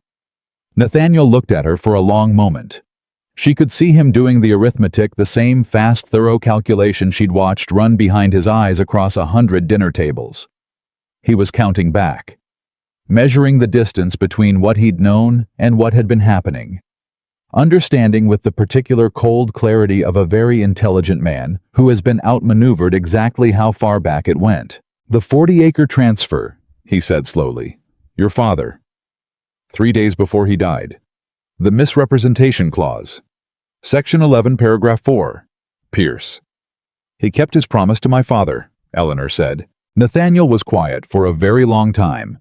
She let the silence stand. She did not fill it. She had learned over 14 months that the most powerful thing she could do in a room with Nathaniel Hawthorne was say her piece and then stop talking and let him sit in the space where he'd expected her not to have a piece at all. "What do you want?" he said finally.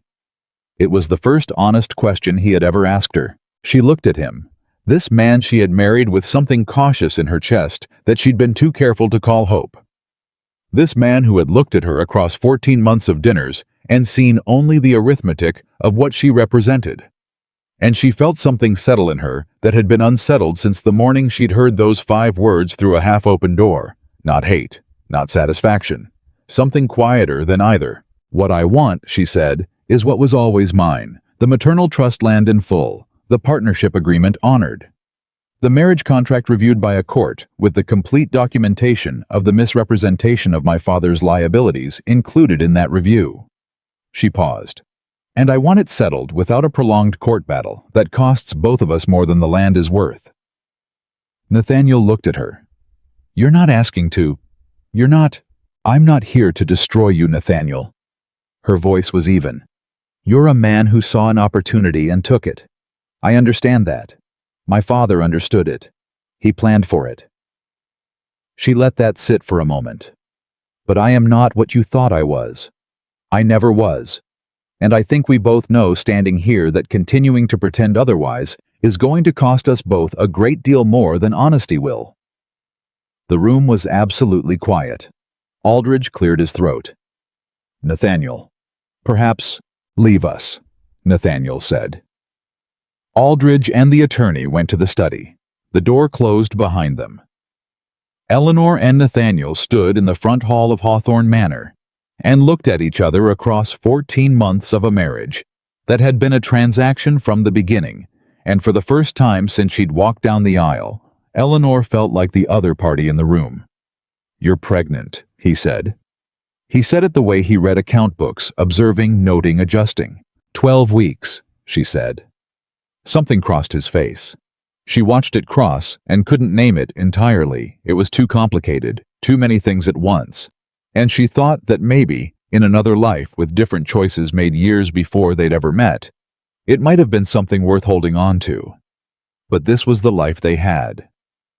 The child is mine, he said. The child is mine, Eleanor said. The child is also yours. Both things are true. Neither one gives you rights you haven't earned. He looked at her for a long time. The calculation was still running. She could see it, the same relentless arithmetic, but there was something else running underneath it now. Something she hadn't seen in him before. She thought it might be respect.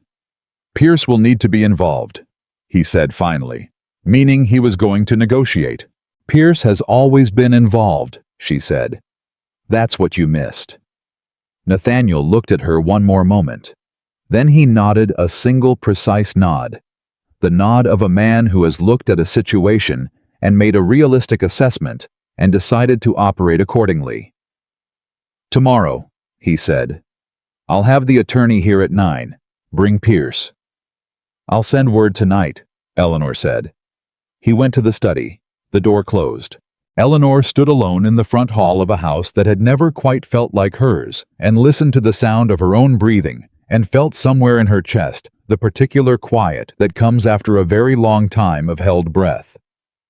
Not over. Not yet. But the ground had shifted. She had shifted it herself acre by acre, clause by clause, through 3 months of careful mornings and patient dinners, and a dead man's penciled note she carried the way other women carried prayers. She went to the kitchen. Mrs. Turner was awake. Eleanor hadn't expected otherwise. Send word to Pierce, Eleanor said. 9 o'clock tomorrow. Tell him to bring everything. Mrs. Turner looked at her face and read whatever was written there and said, How are you? Eleanor thought about it honestly, which she didn't always do. I'm standing on ground that's mine, she said. For the first time in 14 months, I am standing on ground that is genuinely mine. Mrs. Turner reached out and took her hand, held it for a moment, said nothing because there was nothing that needed saying. Eleanor squeezed back. Then she straightened and went upstairs and lay in the dark with her hand pressed against the small, quiet life that didn't know yet what had been built for it today. And she let herself feel the full weight of it, the fear and the grief and the exhaustion. And underneath all of it, steady as the river, something that was starting slowly to feel like solid ground. Pierce arrived at 8:40, 20 minutes early, which told Eleanor everything about how seriously he was taking the morning. He came through the kitchen door rather than the front. Mrs. Turner had left it unlocked, and he set his case on the kitchen table and looked at Eleanor with the expression of a man who had spent the night thinking. How was he when he left you last night? Pierce asked. Controlled, Eleanor said. He was calculating. That's what I was afraid of. Pierce opened his case. Calculating Nathaniel is the version we need to be most prepared for. Angry Nathaniel makes mistakes. Calculating Nathaniel looks for angles. What angles does he have? Pierce spread 3 documents on the table. His attorney's strongest argument is going to be this, that the 40-acre transfer was executed while your father was mentally diminished by illness, and therefore may not represent a sound legal act. It's not a winning argument, but it's the one that could cause delay. Eleanor looked at the documents. Who witnessed the transfer? Reverend Thomas Hadley and Dr. Marcus Webb. Webb was my father's physician, Eleanor said immediately. He attended him through the entire illness. He would have to testify that my father was mentally diminished at the time of signing. Correct. And Webb is not a man who would testify falsely. Pierce paused. But the threat of calling him could be enough to complicate the proceedings. Then we call him first, Eleanor said. Before they do, we have Pierce reach out to Webb today and ask him to provide a written attestation of my father's mental capacity at the time of signing. Remove the weapon before they can pick it up. Pierce looked at her, nodded slowly. That is exactly right. What else? The misrepresentation clause. His attorney is going to argue that the discrepancy in the liability presentation was within normal variance for estate negotiations, that incomplete disclosure is standard practice and doesn't constitute misrepresentation under the contract language. Is he right? He's not entirely wrong, Pierce said. It's a gray area. Not as gray as he'll try to make it, but gray enough that in front of the wrong judge it could give them ground. Moore filed our documentation Friday. Moore filed it, but Moore isn't hearing the case. If this goes to a formal proceeding, it goes to whoever's on the circuit bench. Pierce looked at her directly. My strong recommendation is that we resolve this today, in this house, without a formal proceeding. The documentation we have is strong enough that Nathaniel's attorney knows they're exposed, but a negotiated resolution is cleaner and faster and puts the terms in your hands rather than a judge's. Eleanor turned this over. She looked at the documents on the table. She looked at the window. Outside, the August morning was already hot, the kind of heat that pressed down on Virginia in late summer and made everyone's tempers shorter than usual. What are our non-negotiables? She said. Pierce picked up his pen. Tell me yours. I'll tell you if the law supports them. The maternal trust land, Eleanor said. All of it. The 40 acres and whatever else the trust holds. Full legal transfer into my name exclusively, not the household, not the marriage. Supported entirely by the trust documentation. He has no claim. The partnership agreement with Carter stands undisputed with no interference from Nathaniel or any agent operating on his behalf. The agreement is already on record. He'd have to take it to court to challenge it, and he doesn't have grounds. The marriage contract voided on the basis of misrepresentation. Not a separation, not a legal arrangement. Voided. With all financial obligations returning to their original positions, meaning whatever he gained through the marriage arrangement gets unwound. Pierce was quiet for a moment. That's the hardest piece. Voiding the contract returns his financial protections too. The creditor arrangements your father made through the marriage, those unwind as well. The creditors have been paid, Eleanor said. Carter confirmed it last week. The plantation debts were settled 18 months ago from the Hawthorne accounts. The financial purpose of the marriage is complete. Voiding the contract now doesn't restore any debt. Pierce looked at her. You verified that. I verified everything, Eleanor said. I've had 3 months, Mr. Pierce. He made a note. And the child? Eleanor was quiet for a moment. This was the part she'd thought about most carefully. The part that kept her awake in the hours before dawn when everything else receded, and it was just her and the quiet fact of a life she was carrying. The child is mine, she said. Primary residence with me on the maternal trust property in Albemarle County. Nathaniel has the right to know his child. I won't take that from him. But the child will not grow up in a house where their mother is a transaction. The child will grow up knowing what they are worth. She paused. And it is not the land, Pierce wrote. When he looked up, his expression was completely composed, which she had come to understand was what Jonathan Pierce looked like when he was moved.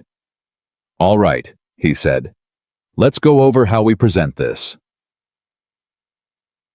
Nathaniel's attorney was a man named Gerald Forsyth, 50, silver-haired, with the precise, unhurried manner of someone who billed by the hour and had never once been in a room where he felt outmatched. He arrived exactly at 9, with a junior associate carrying a second case of documents, and set himself up at the dining room table with the comfortable authority of a man who believed he was about to conduct a straightforward negotiation with a grieving woman and her elderly family lawyer. He looked at Eleanor once when she came in, a brief assessing look. The kind men like Forsyth gave women in legal settings not dismissive exactly more the look of a man cataloging a variable he expected to be manageable. Eleanor sat. She folded her hands on the table. She looked at Forsyth and waited. Nathaniel came in last. He'd slept, she could see that, and the road dust was gone, and he was himself again in the way that was hardest to negotiate with composed, focused operating entirely within the architecture of his own competence. He sat at the head of the table by habit, and then seemed to consider this and moved to the side instead, which told Eleanor that last night had recalibrated something. "Let's begin," Nathaniel said. Forsyth opened his case. "Mrs. Hawthorne, Mr. Pierce, my client, has reviewed the documentation filed with the county records on Friday, and we have some significant concerns about both the process and the substance of those filings." "Noted," Pierce said. "Proceed." "The 40-acre transfer, executed 3 days before William Brooks' death, at a time when Mr. Brooks was under significant medical duress. We have reason to question whether the execution represents sound legal.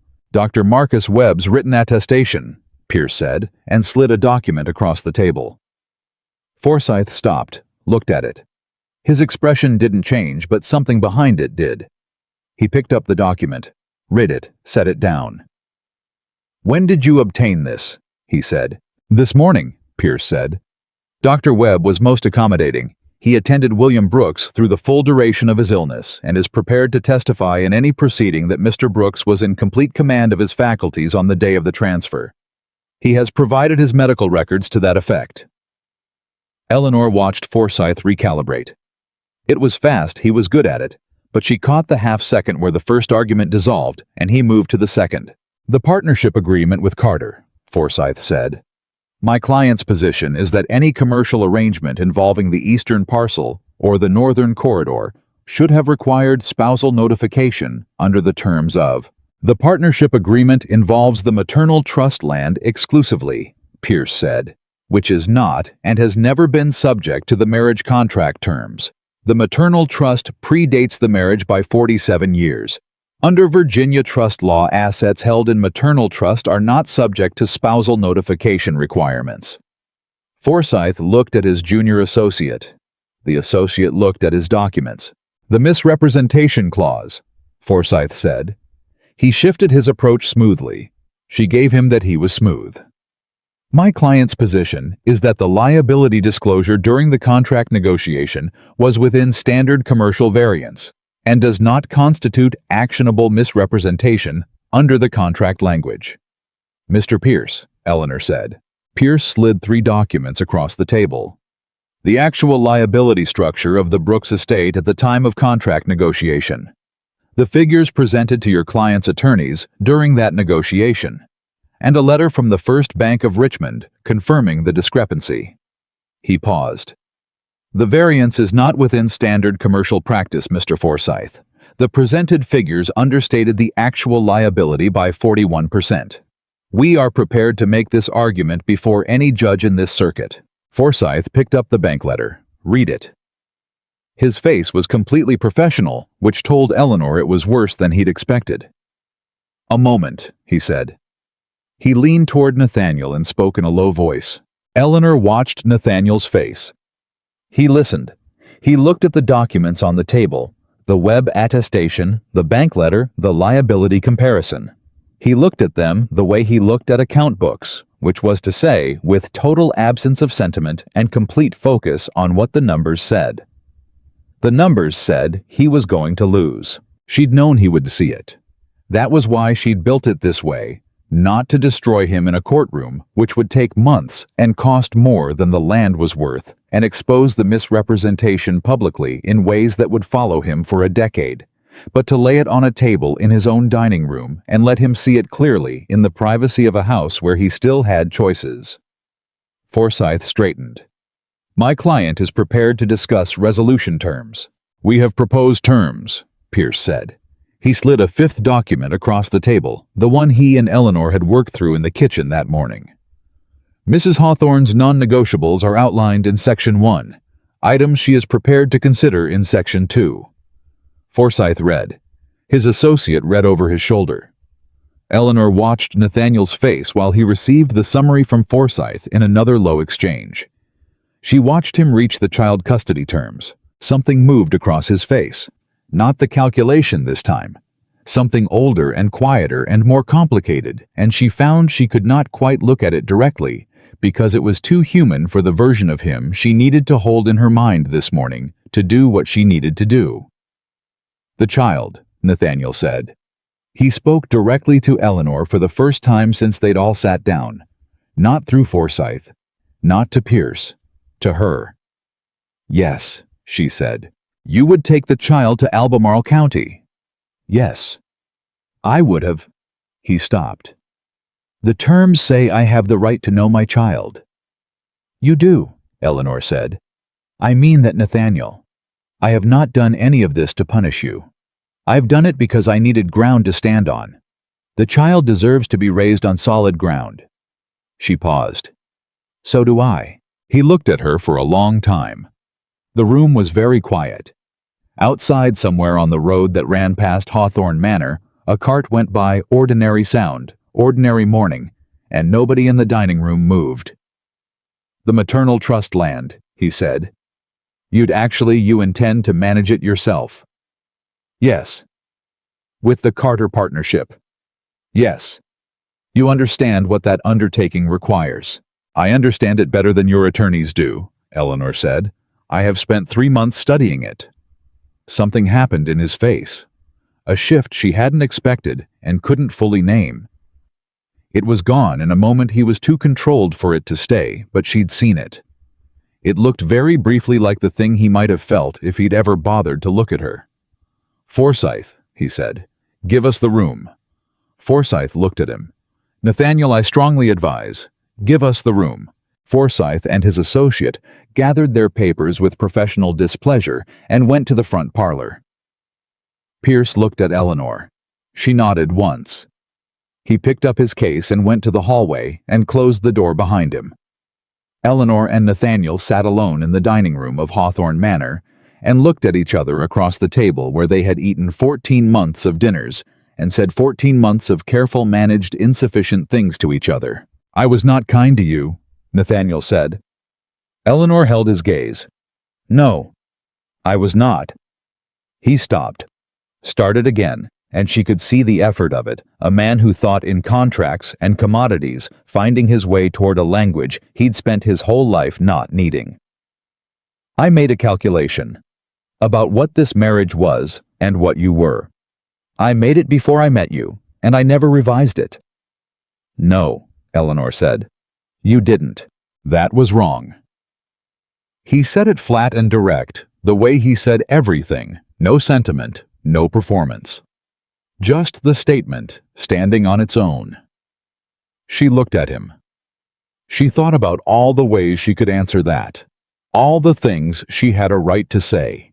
The 5 words through the half-open door, the 14 months of dinners, the child he'd had no intention of regarding as anything other than another asset in the arrangement. She thought about what her father had said about careful men and what they leave behind. "Yes," she said. "It was." "The terms," Nathaniel said. "Your non-negotiables. I'll sign them." "All of them," Eleanor said. "Not a question. All of them." He looked at the table for a moment. "The Albemarle property, I know that house. Your grandmother kept it. It needs work. I know. The roof on the east wing has needed replacing for 3 years. I know that too." Something that might in a different life have been almost a wry expression crossed his face. "I expect you do." He looked back at her. I would like to make an arrangement to contribute to the property's restoration. Not as a legal obligation. As something I choose to do." Eleanor looked at him carefully. "Why?" He met her eyes. "Because the child is going to live there." She held that for a moment, turned it over, looked for the angle, the calculation, the version of this that was still arithmetic. She was so used to looking for it that it took her longer than it should have to recognize that this time there wasn't one. He was simply a man looking at the consequences of his choices, and trying to do one thing right inside them. "I'll consider it," she said. "After the papers are signed." He nodded. "That's fair." Pierce came back in. Forsyth came back in. The next 2 hours were the most technical and precise conversation Eleanor had ever sat through, and she sat through every minute of it, fully present. Reading every document before Pierce signed off on it, asking 3 questions. Forsyth clearly had not expected her to ask, and watching Nathaniel watch her with that expression she couldn't quite name and had stopped trying to. The final document was signed at 11:40. Eleanor signed first in her full name, both parts the way she'd been signing everything since the partnership agreement. Pierce signed as her legal representative. Forsyth signed for Nathaniel. Nathaniel signed last. He held the pen for a moment after he'd set it to the paper. Then he signed clean and fast the way he did everything. When it was done, Forsyth gathered the documents, and the associate packed the cases, and they were gone inside 10 minutes, with the efficiency of men who billed by the hour and had other appointments. Pierce stayed. The 3 of them, Pierce, Eleanor, and Nathaniel, sat in the dining room in the aftermath, and nobody said anything for a moment. Then Nathaniel stood. He looked at Eleanor. "When do you intend to leave?" 2 weeks, she said. "I need to arrange the move and make sure the Albemarle property is ready to receive us." He nodded. He looked at the table, looked back at her. "I'll have the Southfield fence repaired before you go. The Albemarle property's east pasture shares the same fencing contractor. I'll have him go out there as part of the same job." He paused. "Practical." "Practical," Eleanor agreed. He went to the door, stopped with his hand on the frame, did not turn around. "Your father," he said. "The night I came to make the arrangement, he asked me one thing. Not about the land, not about the money." A pause.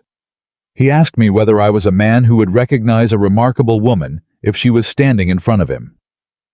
Eleanor was very still. "I told him yes," Nathaniel said. He paused. "I was wrong about that too." He went out. His footsteps moved down the hall and away, and the front door opened and closed, and he was gone. Eleanor sat at the dining room table and looked at the place where the documents had been. Pierce sat across from her with his case in his lap and his hands folded and said nothing because Jonathan Pierce was a man who understood when silence was the most useful thing he could offer. She pressed her hand against her stomach. "It's done," Pierce said finally quietly. "The first part," Eleanor said. "Yes." He paused. "The first part." She looked up. "The Albemarle property. How soon can we have it ready?" Pierce reached into his case and produced another document. She almost laughed, which she hadn't expected to feel like doing, but there it was. "I took the liberty of asking a contractor to assess it last week," he said. "The roof on the east wing is the largest item. 6 days' work with a full crew. The rest is paint and timber and a good cleaning." "Cost?" He told her. She considered it against the projected revenue from the Carter Partnership's first quarter. "Do it," she said. "Start Monday." Pierce made a note. "Dr. Webb," she said. Did he know? When he signed the attestation this morning, did he understand what it was for? "He understood," Pierce said. "He said—" Pierce paused, and something shifted in his expression. "He said your father told him the day of the transfer. Webb was there when your father signed it. He said your father told him that he was leaving his daughter something more valuable than money." A pause. "He said your father's exact words were, 'I'm leaving her the right to refuse a life she doesn't choose.'" Eleanor pressed her lips together, looked at the ceiling, breathed. She was not going to cry in the dining room of Hawthorne Manor. She had decided she was going to cry for the first time in 2 months in her own house on her own land, when she walked through the door for the first time, and it belonged entirely to her. "Thank you, Mr. Pierce," she said. Her voice was steady. "Jonathan," he said. "I think after all of this you can call me Jonathan." She almost smiled. "Jonathan." He stood. She stood. He extended his hand, and she shook it, and then she did something she hadn't planned. She stepped forward and put her arms around the old man briefly, the way she might have held her father if she'd known she was going to lose him. and she felt Pierce's hand come up to her shoulder for a moment, careful and brief and entirely kind. Then they separated and were both very professionally composed, and he picked up his case, and she walked him to the kitchen door. "I'll have the final copies to you by Friday," he said. "Thank you," Eleanor said. "For everything. For all of it. For the 20 years before I ever walked into your office." Pierce looked at her for a moment. "Your father did the work," he said. "I just kept the papers safe." He went out. She watched him go. Mrs. Turner appeared from somewhere with a cup of tea. She had a gift for materializing with tea at the exact right moment that Eleanor had stopped questioning and set it on the table and stood nearby with her hands folded. "Well," she said. "It's done," Eleanor said. Mrs. Turner exhaled. One long, slow breath. "The Albemarle house," Eleanor said. "Contractor starts Monday. I want us there in 2 weeks. I'll start packing tonight," Mrs. Turner said immediately. Then she paused. "You know I'm coming." Eleanor looked at her. I didn't want to assume." "Eleanor Adelaide Brooks," Mrs. Turner said firmly, which was the first time she had ever used Eleanor's full name, and it landed like everything it meant. "I have worked in other people's houses my whole life. I would very much like, before I am too old to be useful, to work in one that belongs to a woman I respect." She looked at Eleanor directly. "If you'll have me." Eleanor looked at the woman who had put a second cup of tea on the table the morning the world collapsed, who had known about Margaret Hale in Pierce's office before Eleanor asked, who had built a network of reliable people through 40 years of careful attention, while everyone around her looked past her the way people looked past quiet women who managed things without being thanked for it. 60-40, Eleanor said.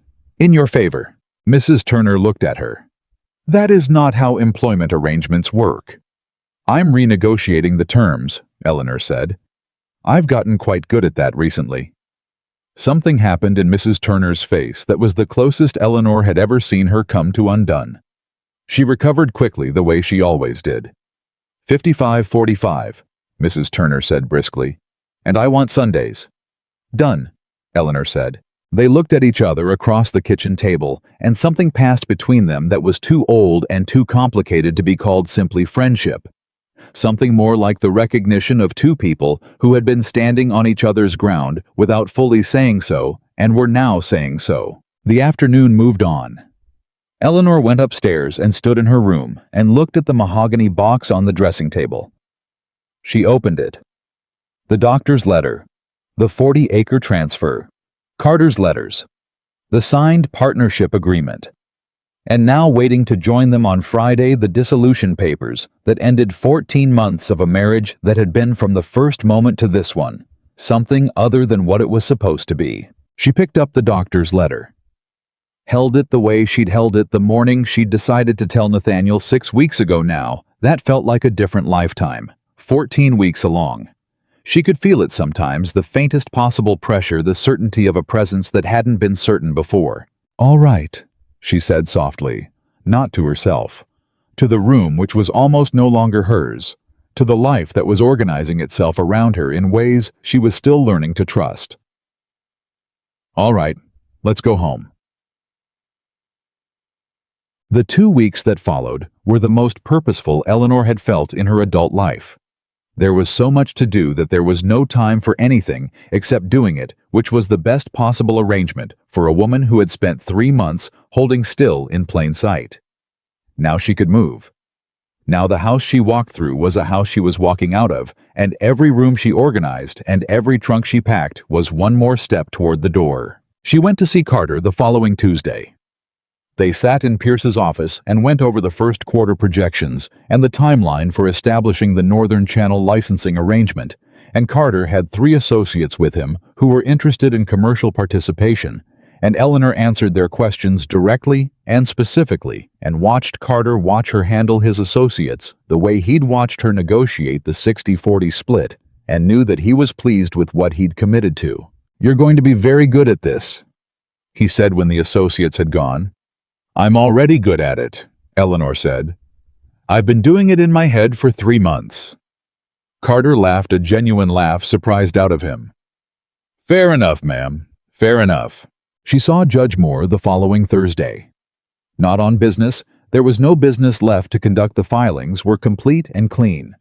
She went because she wanted to tell him it was done, and because he had been her father's friend, and because he deserved to hear it from her rather than from the county records. He received her in the same parlor, same tea. He listened without interrupting while she outlined the settlement, and when she finished, he was quiet for a moment and then said, "Your grandmother Adelaide would have liked you very much." "Tell me about her," Eleanor said. He looked at her surprised. "Please," she said. "I never knew her. Tell me what she was like." And so for an hour in the afternoon heat, an old judge told Eleanor Brooks about a woman who had come to Virginia as a bride in 1763 and had spent 40 years making sure the land she stood on would always have a woman's name on it, who had fought one legal battle in her lifetime over a boundary dispute with a neighbor who underestimated her and had won it so thoroughly that the neighbor had sold his property and left the county rather than continue looking at a woman who had bested him, who had put a provision in her deed that Pierce had found all those years later that made everything possible. Eleanor listened. She did not take notes. She didn't need to. She was making a different kind of record, the kind that gets carried in the chest rather than a mahogany box. The kind you pass to a child, not on paper, but in the way you walk and decide and refuse to be less than you are. The packing was finished by the end of the first week. Mrs. Turner managed it with the same operational precision she applied to everything. The house in Albemarle County was reported ready by the contractor on Wednesday. Roof repaired, east wing sound rooms, clean and waiting. Nathaniel was there when the trunks came down. He stood in the front hall and watched the household being organized for departure with his hands at his sides and his face composed, and he said nothing, and Eleanor did not look for things on his face that she couldn't afford to find. The morning she left, he came to the front of the house. She was at the carriage. Her father's carriage, the one she'd specified in the settlement terms, the one detail that had mattered to her more than she could rationally explain. She was checking the arrangement of the trunks when she heard him behind her. She turned. He was carrying something. A small box, not large but not insignificant. He held it out. "Your mother's things," he said, "from the household inventory, the jewelry that was hers before the marriage. It was included in the estate records, but it was never. It should have been yours immediately. I should have ensured it was." He paused. "I didn't." Eleanor looked at the box, took it. It was heavier than she expected. "Thank you," she said. He looked at her for a long time. The summer morning was around them, hot and clear, the kind of Virginia day that reminded you the land didn't care about any of this, that it had been here before all of them, and would be here long after, doing exactly what it always did, regardless of whose name was on the deed. "Take care of yourself," he said. It came out roughly, like a man not accustomed to the particular texture of those words. "I will," Eleanor said. She looked at him one last time. "This man, this arrangement, this 14 months. You should take care too, Nathaniel, in whatever comes next." She meant it. She was surprised, but she meant it. He nodded once, stepped back. She turned and got into the carriage. Mrs. Turner was already inside, back straight, hands folded, absolutely ready. Eleanor settled the box with her mother's jewelry on her lap, and felt the carriage begin to move, and did not look back at the house. She looked forward instead, at the road going west, at the morning opening ahead of them, 40 miles to Albemarle County, to 60 acres and a house with a repaired roof that had her grandmother's name in the deed and her father's careful love built into every clause that protected it, to a life she was going to build on ground that was genuinely, legally, entirely hers. She pressed her hand against her stomach. 14 weeks. The child who was going to be born in that house in that county into whatever she managed to make of what she'd been given. The child who would never once wonder what they were worth if Eleanor had anything to say about it. She had quite a lot to say about it. The carriage moved through the morning. The James River fell behind them, moving in its banks toward the northern channel the way it always had. Slowly, certainly without announcement, the way the most important changes always happen. Mrs. Turner looked out her window at the countryside and said nothing, and was perfect company. Eleanor held her mother's jewelry box in her lap and rode toward home. The Albemarle house smelled like cedar and old stone, and something Eleanor could only describe as waiting. The particular stillness of a place that has been ready for someone for a long time and is simply glad they finally came. She stood in the front room on the afternoon they arrived and let herself feel it. Not the grief of what she'd left, not the weight of what still needed doing, but just this, the floor under her feet, the ceiling above her head, the 60 acres beyond the walls that carried her grandmother's name in a deed that no one could contest in a county where no one knew her yet as anything except Eleanor Adelaide Brooks.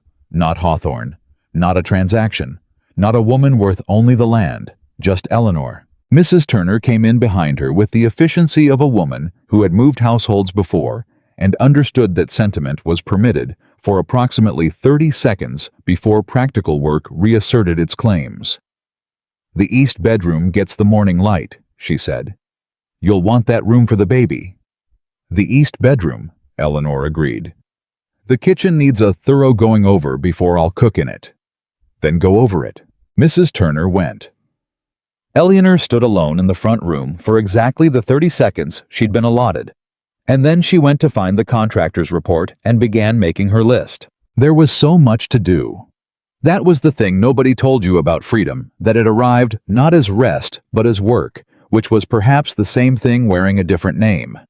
The roof was sound, the contractor had been thorough, but the rest of the house was 60 years of accumulated neglect, and the 60 acres had been tenanted by a series of increasingly disinterested farmers whose idea of maintenance was to let things stand until they fell.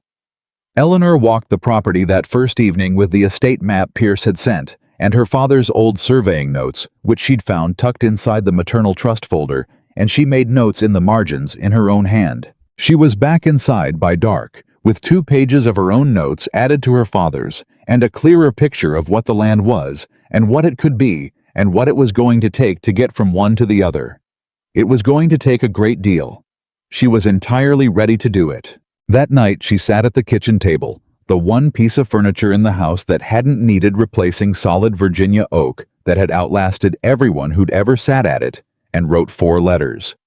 One to Carter, updating him on her relocation, and confirming the Northern Channel licensing timeline. One to Pierce, acknowledging receipt of the final dissolution papers that had arrived the same day she'd moved, and which she'd signed in the carriage, and needed him to file. One to Dr. Webb in Richmond, asking him to recommend a physician in Albemarle County for the latter months of her pregnancy, and one to Judge Moore, simply telling him she'd arrived and thanking him for what he'd done. Moore's response came back in 4 days. It was one sentence. "Your grandmother would be pleased." She pinned it above the kitchen table, where she could see it while she worked. The first month was the hardest, not because of the work was straightforward, or at least it was the kind of difficult that had clear solutions if you thought carefully and moved in the right order. The house repairs she managed through the same contractor who turned out to have a brother-in-law in Albemarle County and came highly recommended by 2 of the neighboring estate's managers. The fields she leased to a local farmer named Josiah Holt, 40 years old and steady-eyed, and deeply skeptical of a woman managing her own land until their 3rd conversation, at which point he looked at her surveying notes and her father's annotations and said, "Ma'am, you've thought about this more than most men I've worked for." And that was the end of his skepticism. The Carter partnership moved faster than she'd projected. The Northern Channel had shifted definitively by October, faster than even Carter's surveyor had estimated, and the commercial traffic that had been using the southern corridor began rerouting almost immediately. 3 of Carter's merchant associates sent representatives to Albemarle County within the first 6 weeks to discuss licensing arrangements, and Eleanor sat across her kitchen table from each of them and negotiated with the same directness she'd brought to every negotiation since the morning she'd walked into Pierce's office and asked to see everything. Word got around. She hadn't expected it to happen so fast, but word always moved faster than you planned for in county life, and the word that moved about Eleanor Brooks was specific. She was sharp, she was fair. She knew what she held, and she did not make arrangements. She didn't intend to honor. By December, she had 3 active licensing agreements, a 4th in negotiation. And Josiah Holt had stopped being skeptical and started being proud of his employer in the way of a man who understands he is working for someone worth working for. But the first month was hard because of the other things. Because she woke some mornings before dawn and lay in the east bedroom listening to the house settle and felt the specific weight of being genuinely alone for the first time in her adult life. Not the performed solitude of Hawthorne Manor, where alone meant unobserved by her husband, actually alone, responsible for everything, with no structure except what she built herself. It was what she'd wanted. She didn't doubt that for a moment. But wanting something and inhabiting it were different experiences, and she gave herself the honesty of acknowledging the difference without letting it undo her, because the child was making itself increasingly known. By the 5th month, she was moving differently, thinking differently, planning around a fact that was no longer abstract. She'd found a physician, Dr. Ann Carey, who had trained under a Philadelphia surgeon and practiced in Charlottesville, and who had received Eleanor's case history without surprise or sentiment, and said, "You appear to be in good health and to have thought carefully about your circumstances. I'll see you monthly until February, then weekly." Eleanor had liked her immediately. And because twice in those first months, letters arrived from Hawthorne Manor. The first was from Nathaniel. It was brief, formal, and said 3 things: that the fence contractor had completed the east pasture repairs as promised, that the first quarter's revenue from his river trade operations had decreased by 63% due to the channel shift which he was reporting to her, because the misrepresentation settlement included a provision that required him to notify her of significant changes to the commercial situation, and that he hoped she was well. She read it twice, wrote back 1 paragraph acknowledging the notification, noting the pasture repairs, and saying she was well. She meant all 3 sentences. She sent it before she could think too long about it. The second letter came 6 weeks later. It was longer.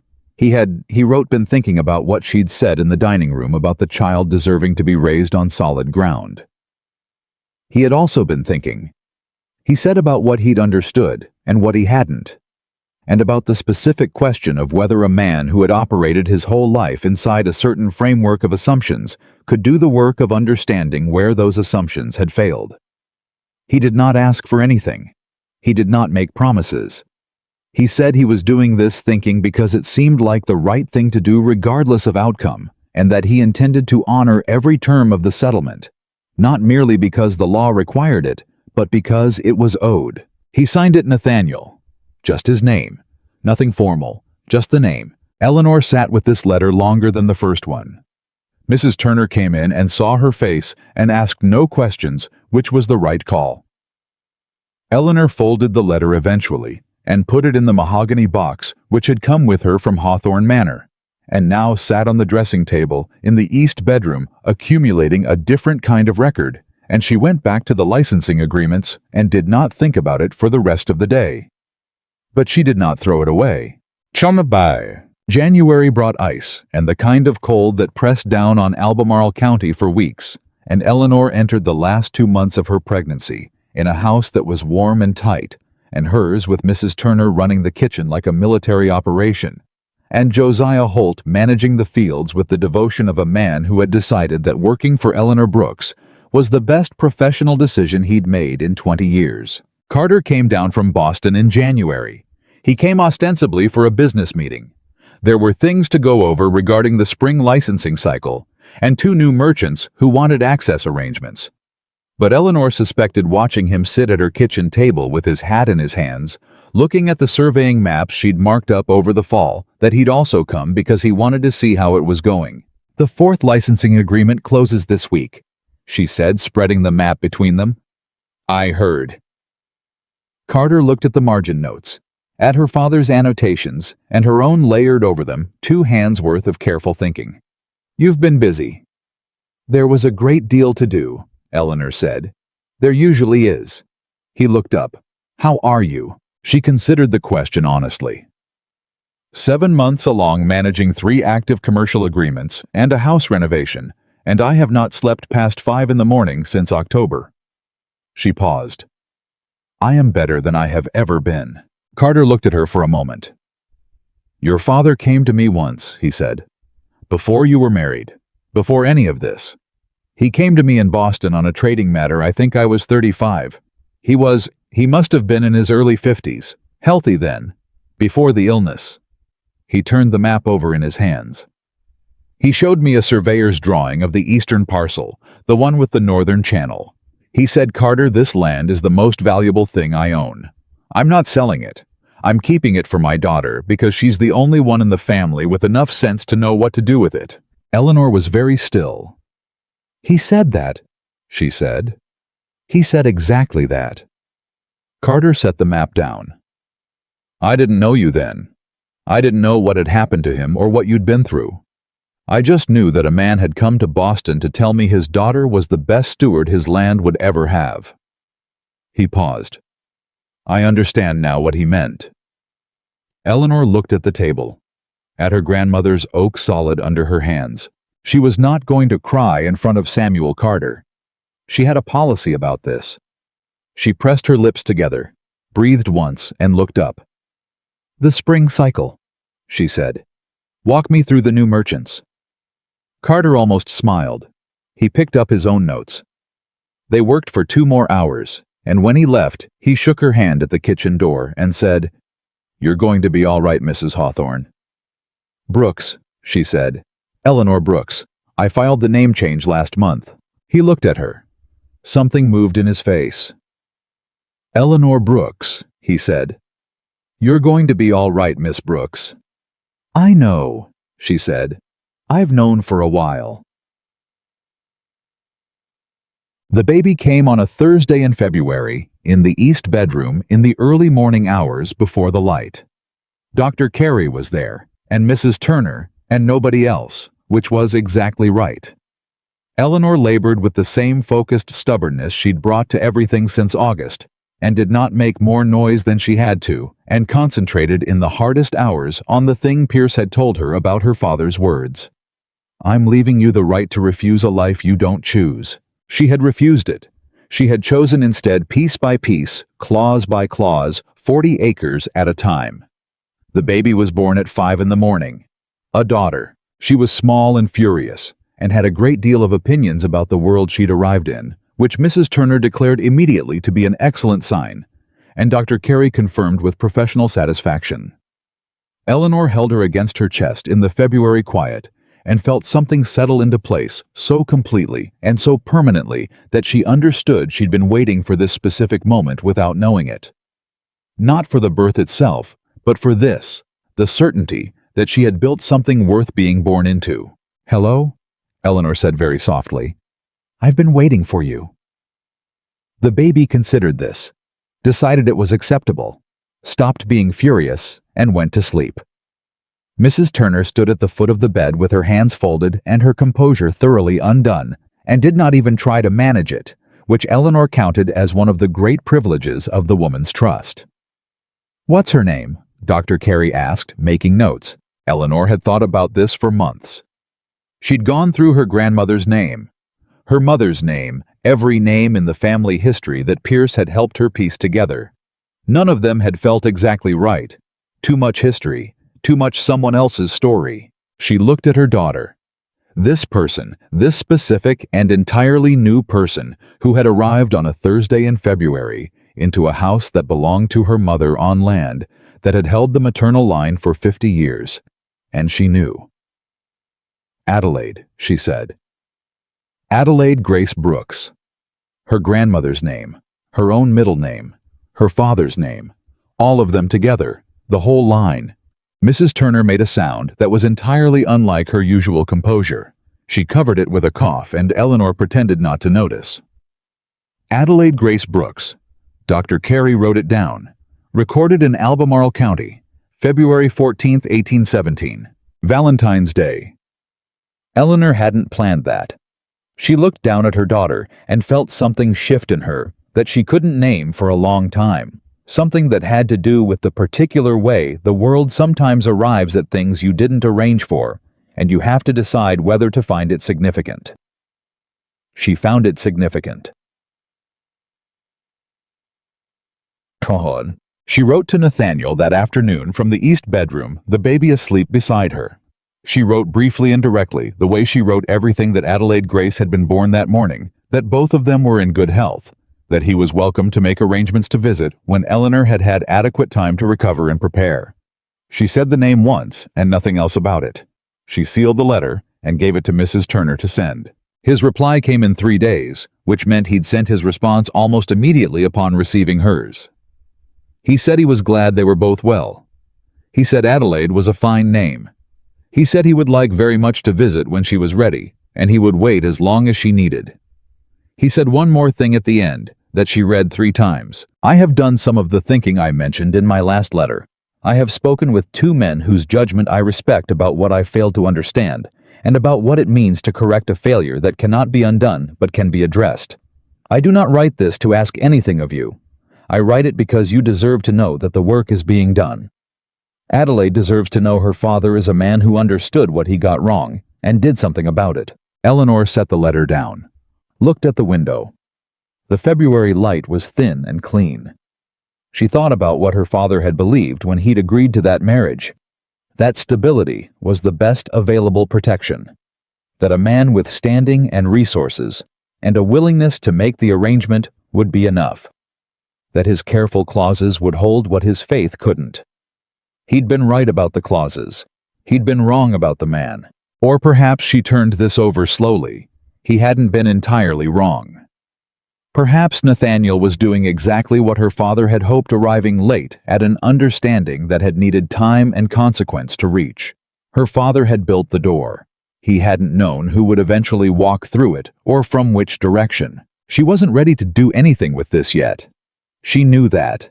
She was 6 weeks from a major delivery, running 3 commercial agreements from a kitchen table, managing a house renovation, and raising a daughter named after her grandmother.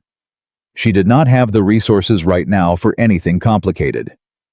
But she put the letter in the mahogany box, beside the doctor's letter from August, beside her father's penciled note. She would decide what it meant when she was ready to decide. Spring came to Albemarle County with the particular insistence of Virginia Springs, sudden, emphatic, everything green at once.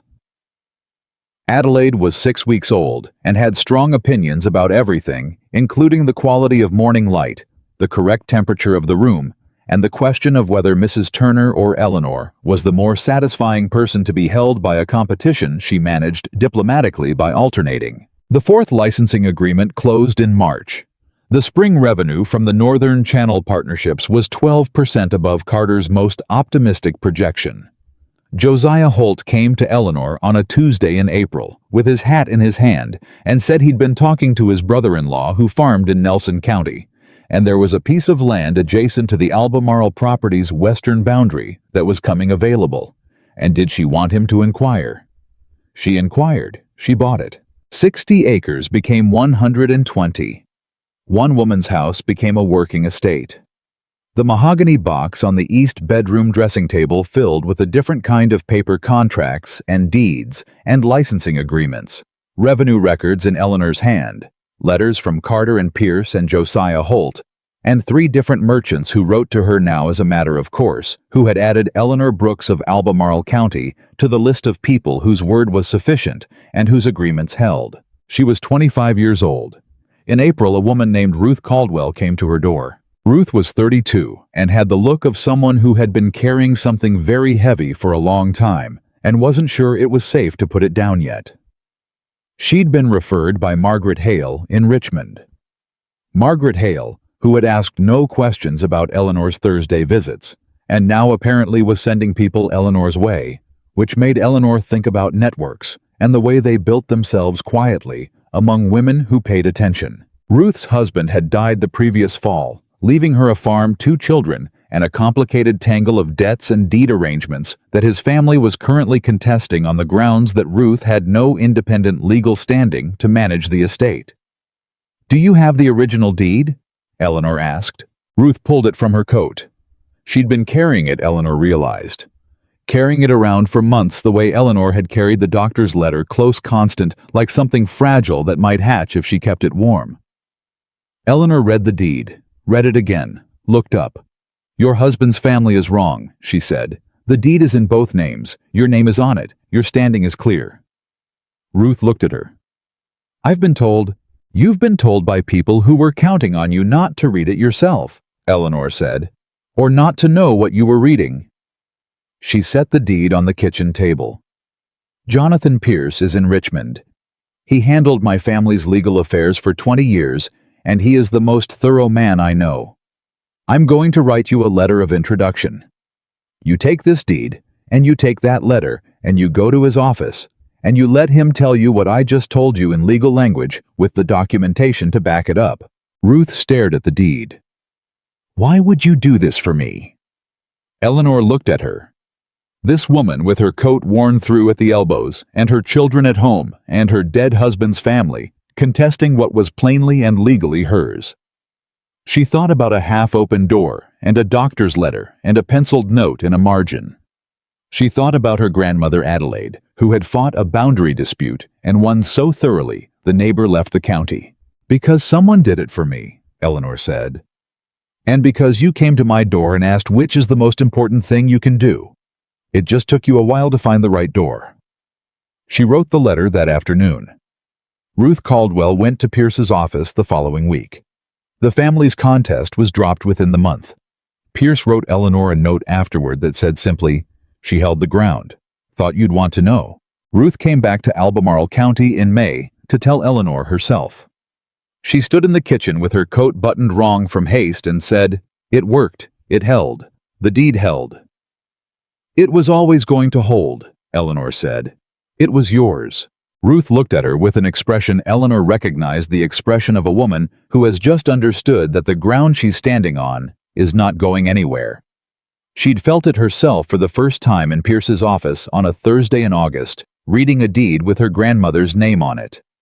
"How did you know?" Ruth asked. "When you read the deed? How did you know so fast?" "My father taught me to read account books when I was 12, Eleanor said. "He said if you understood the numbers, no one could lie to you about them." She paused. "It's the same with deeds, with contracts, with any document where someone is trying to tell you what you own." She picked up Adelaide, who had opinions about being left in her basket too long. "Learn to read them. Don't let anyone summarize them for you. The summary is where the lying happens." Ruth looked at the baby, at Eleanor, at the kitchen table with its surveying maps and licensing agreements and the margins filled in 2 different hands. "Would you—" She stopped, started again. "I have a neighbor. She's in a worse situation than I was. Her husband's family is trying to have her declared incompetent to manage the estate. She's not incompetent. She's grieving. Send her to me," Eleanor said. By summer, Eleanor had sent 6 women to Pierce's office. She had not planned for this. She had not woken up the morning she arrived at the Albemarle house and decided to build something beyond her own life. It had arrived the way her grandmother's deed had arrived, and the way the river had shifted, and the way most of the important things in Eleanor's experience arrived not as a plan, but as a fact that made itself obvious once you were paying the right kind of attention. The women came the way Ruth had come, referred word of mouth through networks she hadn't built deliberately, but that existed because women who paid attention found each other. They came with deeds and contracts and letters and documents full of language someone was counting on them not to understand, and Eleanor read every one. She knew when to refer them to Pierce, and when the answer was simple enough to give at her kitchen table, and when the situation was beyond what either of them could address without a courtroom. Pierce came to Albemarle County in June.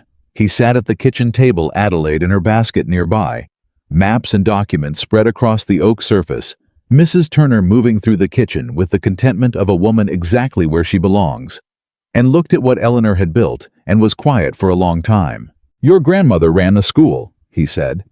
"Did I tell you that in this house, for 20 years she taught the daughters of the county families, reading numbers, estate management?" He looked at Eleanor. She said a woman who couldn't read her own deed was a woman in danger. Eleanor looked around the kitchen. at the table, at the maps, at the stack of documents waiting for her attention. She was right, Eleanor said. She usually was. Pierce picked up his case.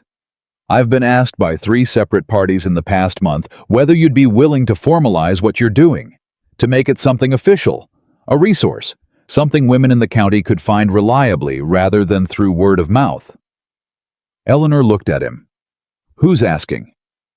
Ruth Caldwell, a woman named Harriet Stone, whose land dispute I just resolved, and, he paused, Judge Moore.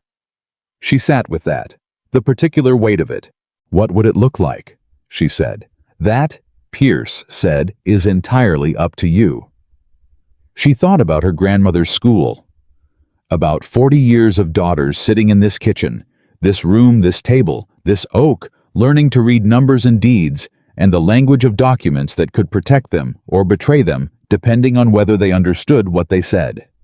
She thought about her father coming to Pierce's office in the last months of his life and building her a door. She thought about Adelaide asleep in her basket 6 feet away, who would be 12 years old before Eleanor knew it, and who would sit at this table and need to understand the same things Eleanor had needed to understand, and whose daughters would sit at this table after that, and their daughters after them. I need a desk, Eleanor said, in the front room, and another table. We'll need more chairs by fall. Pierce looked at her steadily. The afternoon light sat on his face and showed every year, and she thought that he looked in this moment like a man who has arrived at exactly where he was trying to get. I'll send the chairs, he said. Nathaniel came in July. He sent word ahead, a letter formal, asking whether a visit would be convenient and what date might suit. Eleanor wrote back with a date. She told Adelaide nothing which was reasonable, given that Adelaide was 5 months old and had more pressing concerns. He arrived in the early afternoon. He came in the Hawthorne carriage, and he came alone without an attorney or a clerk or any of the apparatus of official business, which told Eleanor something.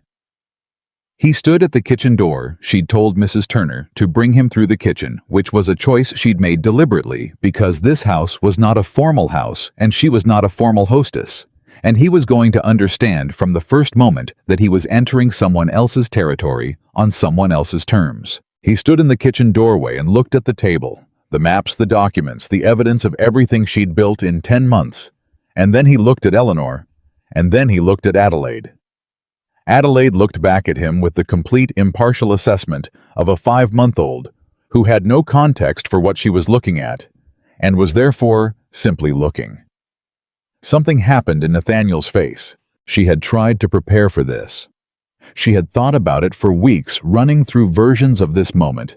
His reaction to Adelaide, her reaction to his reaction, all the ways it could be awkward or painful or more complicated than she was prepared for. She had not prepared for the specific thing that actually happened, which was that Nathaniel Hawthorne, who had built a career and a fortune and a marriage on the careful management of his own affect, simply couldn't manage it when he looked at his daughter for the first time. He didn't fall apart. He wasn't that kind of man, and he never would be. But something in his face opened in a way she had never once seen in 14 months of dinners, and she looked at it for a moment, and then looked away because it was his and not hers to witness too directly. "May I?" he said. His voice came out rougher than usual. "Yes," Eleanor said.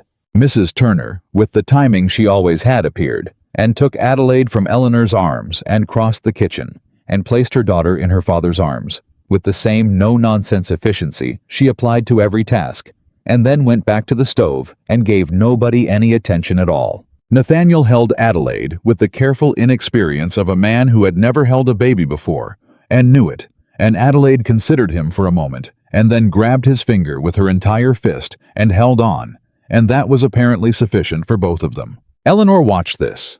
She let herself watch it honestly, without managing what it did to her, because she had promised herself when Adelaide was born that she would not manage Adelaide's story the way her own story had been managed. She would let it be what it was. What it was complicated. What it was also real. "She's strong," Nathaniel said. "Extremely," Eleanor said. "She has opinions about everything." He almost smiled. I wonder where that comes from. Eleanor looked at him. It was the first thing approaching a joke he had ever made in her direction, and it arrived so unexpectedly that she felt a laugh surprise itself out of her before she could decide whether to allow it.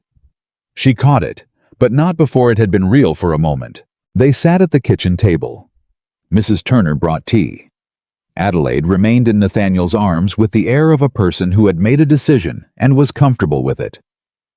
Eleanor pulled out the summer revenue reports because she had told herself this was going to be a practical visit, and she intended to keep it practical, and they went through the Northern Channel licensing figures, which were performing well enough that Nathaniel looked at them in silence for a moment before saying, "Carter told me the projections. I didn't quite believe them." "Carter is conservative in his projections," Eleanor said. "I've learned to plan for 20% above what he tells me." Nathaniel looked at her. "How?" "I read everything he sends," Eleanor said, "and I ask the watermen directly. The men who actually run the channel know more about its behavior than any surveyor's report. I've had 3 of them in this kitchen." She paused. "They were surprised to be asked." "I imagine they were," Nathaniel said. They looked at each other across the kitchen table, the same way they'd looked at each other across 14 months of dinner tables, except that this was her table, and these were her maps, and Adelaide was in his arms, and nothing between them was a performance anymore, which made it the most honest conversation they had ever had. "I owe you an accounting," Nathaniel said. "The misrepresentation in the original contract, it was not accidental." Eleanor kept her eyes on his. "I know," she said. "I want to say it plainly, to you. Not to an attorney, not in a document. I knew what I was doing, and I did it because I could, and because I had decided that the end result was sufficient justification." He paused. "It wasn't." "No," Eleanor said. "It wasn't. I am not going to ask for your forgiveness. That's not—" He stopped. "You don't owe me that. What I am going to do is conduct myself from this point in a way that is honest. With you. With Adelaide. With whatever this is." He looked down at his daughter, who was attempting to put his finger in her mouth. "Whatever this is, I want to be honest in it." Eleanor looked at him for a long time. At this man who had decided she was worth only the land, and who was now sitting in the house she'd built on that land with their daughter in his arms, saying the truest thing he'd ever said to her. The world was not simple. It was not simple, and it was not neat, and it did not resolve itself into the clean shapes that would be most convenient. She had known this about the world since August, and she had stopped requiring it to be otherwise. "I appreciate that," she said. "Honesty is the place to start." He nodded. She nodded. Adelaide put his finger in her mouth and chewed on it thoughtfully. Nathaniel stayed 3 hours. He left before dinner because Eleanor had not invited him to dinner, and he understood the distinction. He said goodbye to Adelaide with a directness that she approved of, apparently because she permitted it without complaint. At the kitchen door, he turned back once and said, "The Western Boundary acquisition, the Nelson County parcel, smart move." "The land has good soil," Eleanor said, "and the price was right." "It usually is," he said, "when you know what to look for." He went out. Eleanor heard the carriage move away down the road. She stood in the kitchen with Adelaide in her arms and let the afternoon settle around her. Mrs. Turner came in and looked at Eleanor's face and apparently found it satisfactory because she simply moved to the stove and began the dinner arrangements. "Well?" Mrs. Turner said. "Well," Eleanor agreed. A year to the day. From the Thursday she'd left Hawthorne Manor. Eleanor sat at her kitchen table in the early morning before anyone else was awake and looked at the mahogany box on the corner of the table, where she'd moved it to be nearer her work. She opened it. The doctor's letter. 6 weeks, August 1816. The first thing she'd put in. The letter that had started as a piece of hope she'd been carrying to share and had become something else entirely in the space of 5 words through a half-open door. The 40-acre transfer. Her father's handwriting. Her grandmother's name. For Eleanor. Be brave. Carter's letters, Pierce's notes, the dissolution papers, the partnership agreement, all the documents that had assembled themselves into a life, and the 2 letters from Nathaniel, the careful ones, the ones that had said in his language, which was not a language of feeling, but was becoming slowly a language of honesty. I got it wrong. I am working on it. The work is being done. Adelaide's birth record, February 14th, 1817. Adelaide Grace Brooks. She held that one last. This small official document, the simplest piece of paper in the box, the least legally complex, the only one that had required nothing except love and endurance to produce, and felt the weight of it against her palm. People were never possessions. Love was chosen, never purchased. She had known this, and had needed to build something real enough to stand on before she could say it as fact rather than hope. She had built it. She put the papers back, closed the box. Adelaide made a sound from the east bedroom. Her particular morning sound, the one that meant she was awake and had things to say about it. Eleanor went to her, picked her up, carried her to the window, and stood in the early light and showed her the the 120 acres of Albemarle County morning. "This is yours," she said. Not the way Nathaniel had meant when he'd surveyed his land and said it. Not the way the men who'd built their fortunes on river access meant when they said it. The way her grandmother had meant it. The way her father had meant it when he'd preserved it through illness and fear and diminishment. "Not because someone gave it to you," Eleanor said softly. "Because you are Adelaide Grace Brooks, and you will understand what you hold, and you will know what it is worth, and no one will ever be able to tell you otherwise." She looked at her daughter, this small, furious, entirely specific person, and felt the thing that had no better name than what it was. And the most important thing it's worth has nothing to do with the land at all. Adelaide looked out at the morning with her complete and impartial attention. Eleanor held her daughter and stood on the ground that was hers, and breathed the August air, a year's worth of August now, a different woman than the one who'd stood in a hallway with a letter pressed to her palm and felt the world come apart. Not a harder woman, not a colder one. She'd been afraid of that in the early months, that the work of surviving would take something from her that she'd need later. It hadn't. What it had done was clarify. Strip away what was performance and leave what was actual. She was still the woman who'd carried hope to a half-open door. She still believed in it. Hope loved the possibility of people arriving at better versions of themselves than the ones they'd started with. She just knew now that you built the ground first, and then you chose who stood on it with you. The morning opened over Albemarle County. Josiah Holt's horse moved somewhere in the east field, starting the day's work. Mrs. Turner's kitchen sounds came from downstairs, the particular rhythm of a woman in her right place. Somewhere on the road a cart went by, headed toward Charlottesville. Ordinary morning, ordinary world. In a kitchen in Richmond, Jonathan Pierce was already at his desk. In Boston, Samuel Carter was planning the fall cargo season. In the county records office, both names were on file: Eleanor Adelaide Brooks and Adelaide Grace Brooks. Clear as river water, permanent as stone. Nathaniel Hawthorne was doing his thinking. She didn't know yet what he'd arrive at.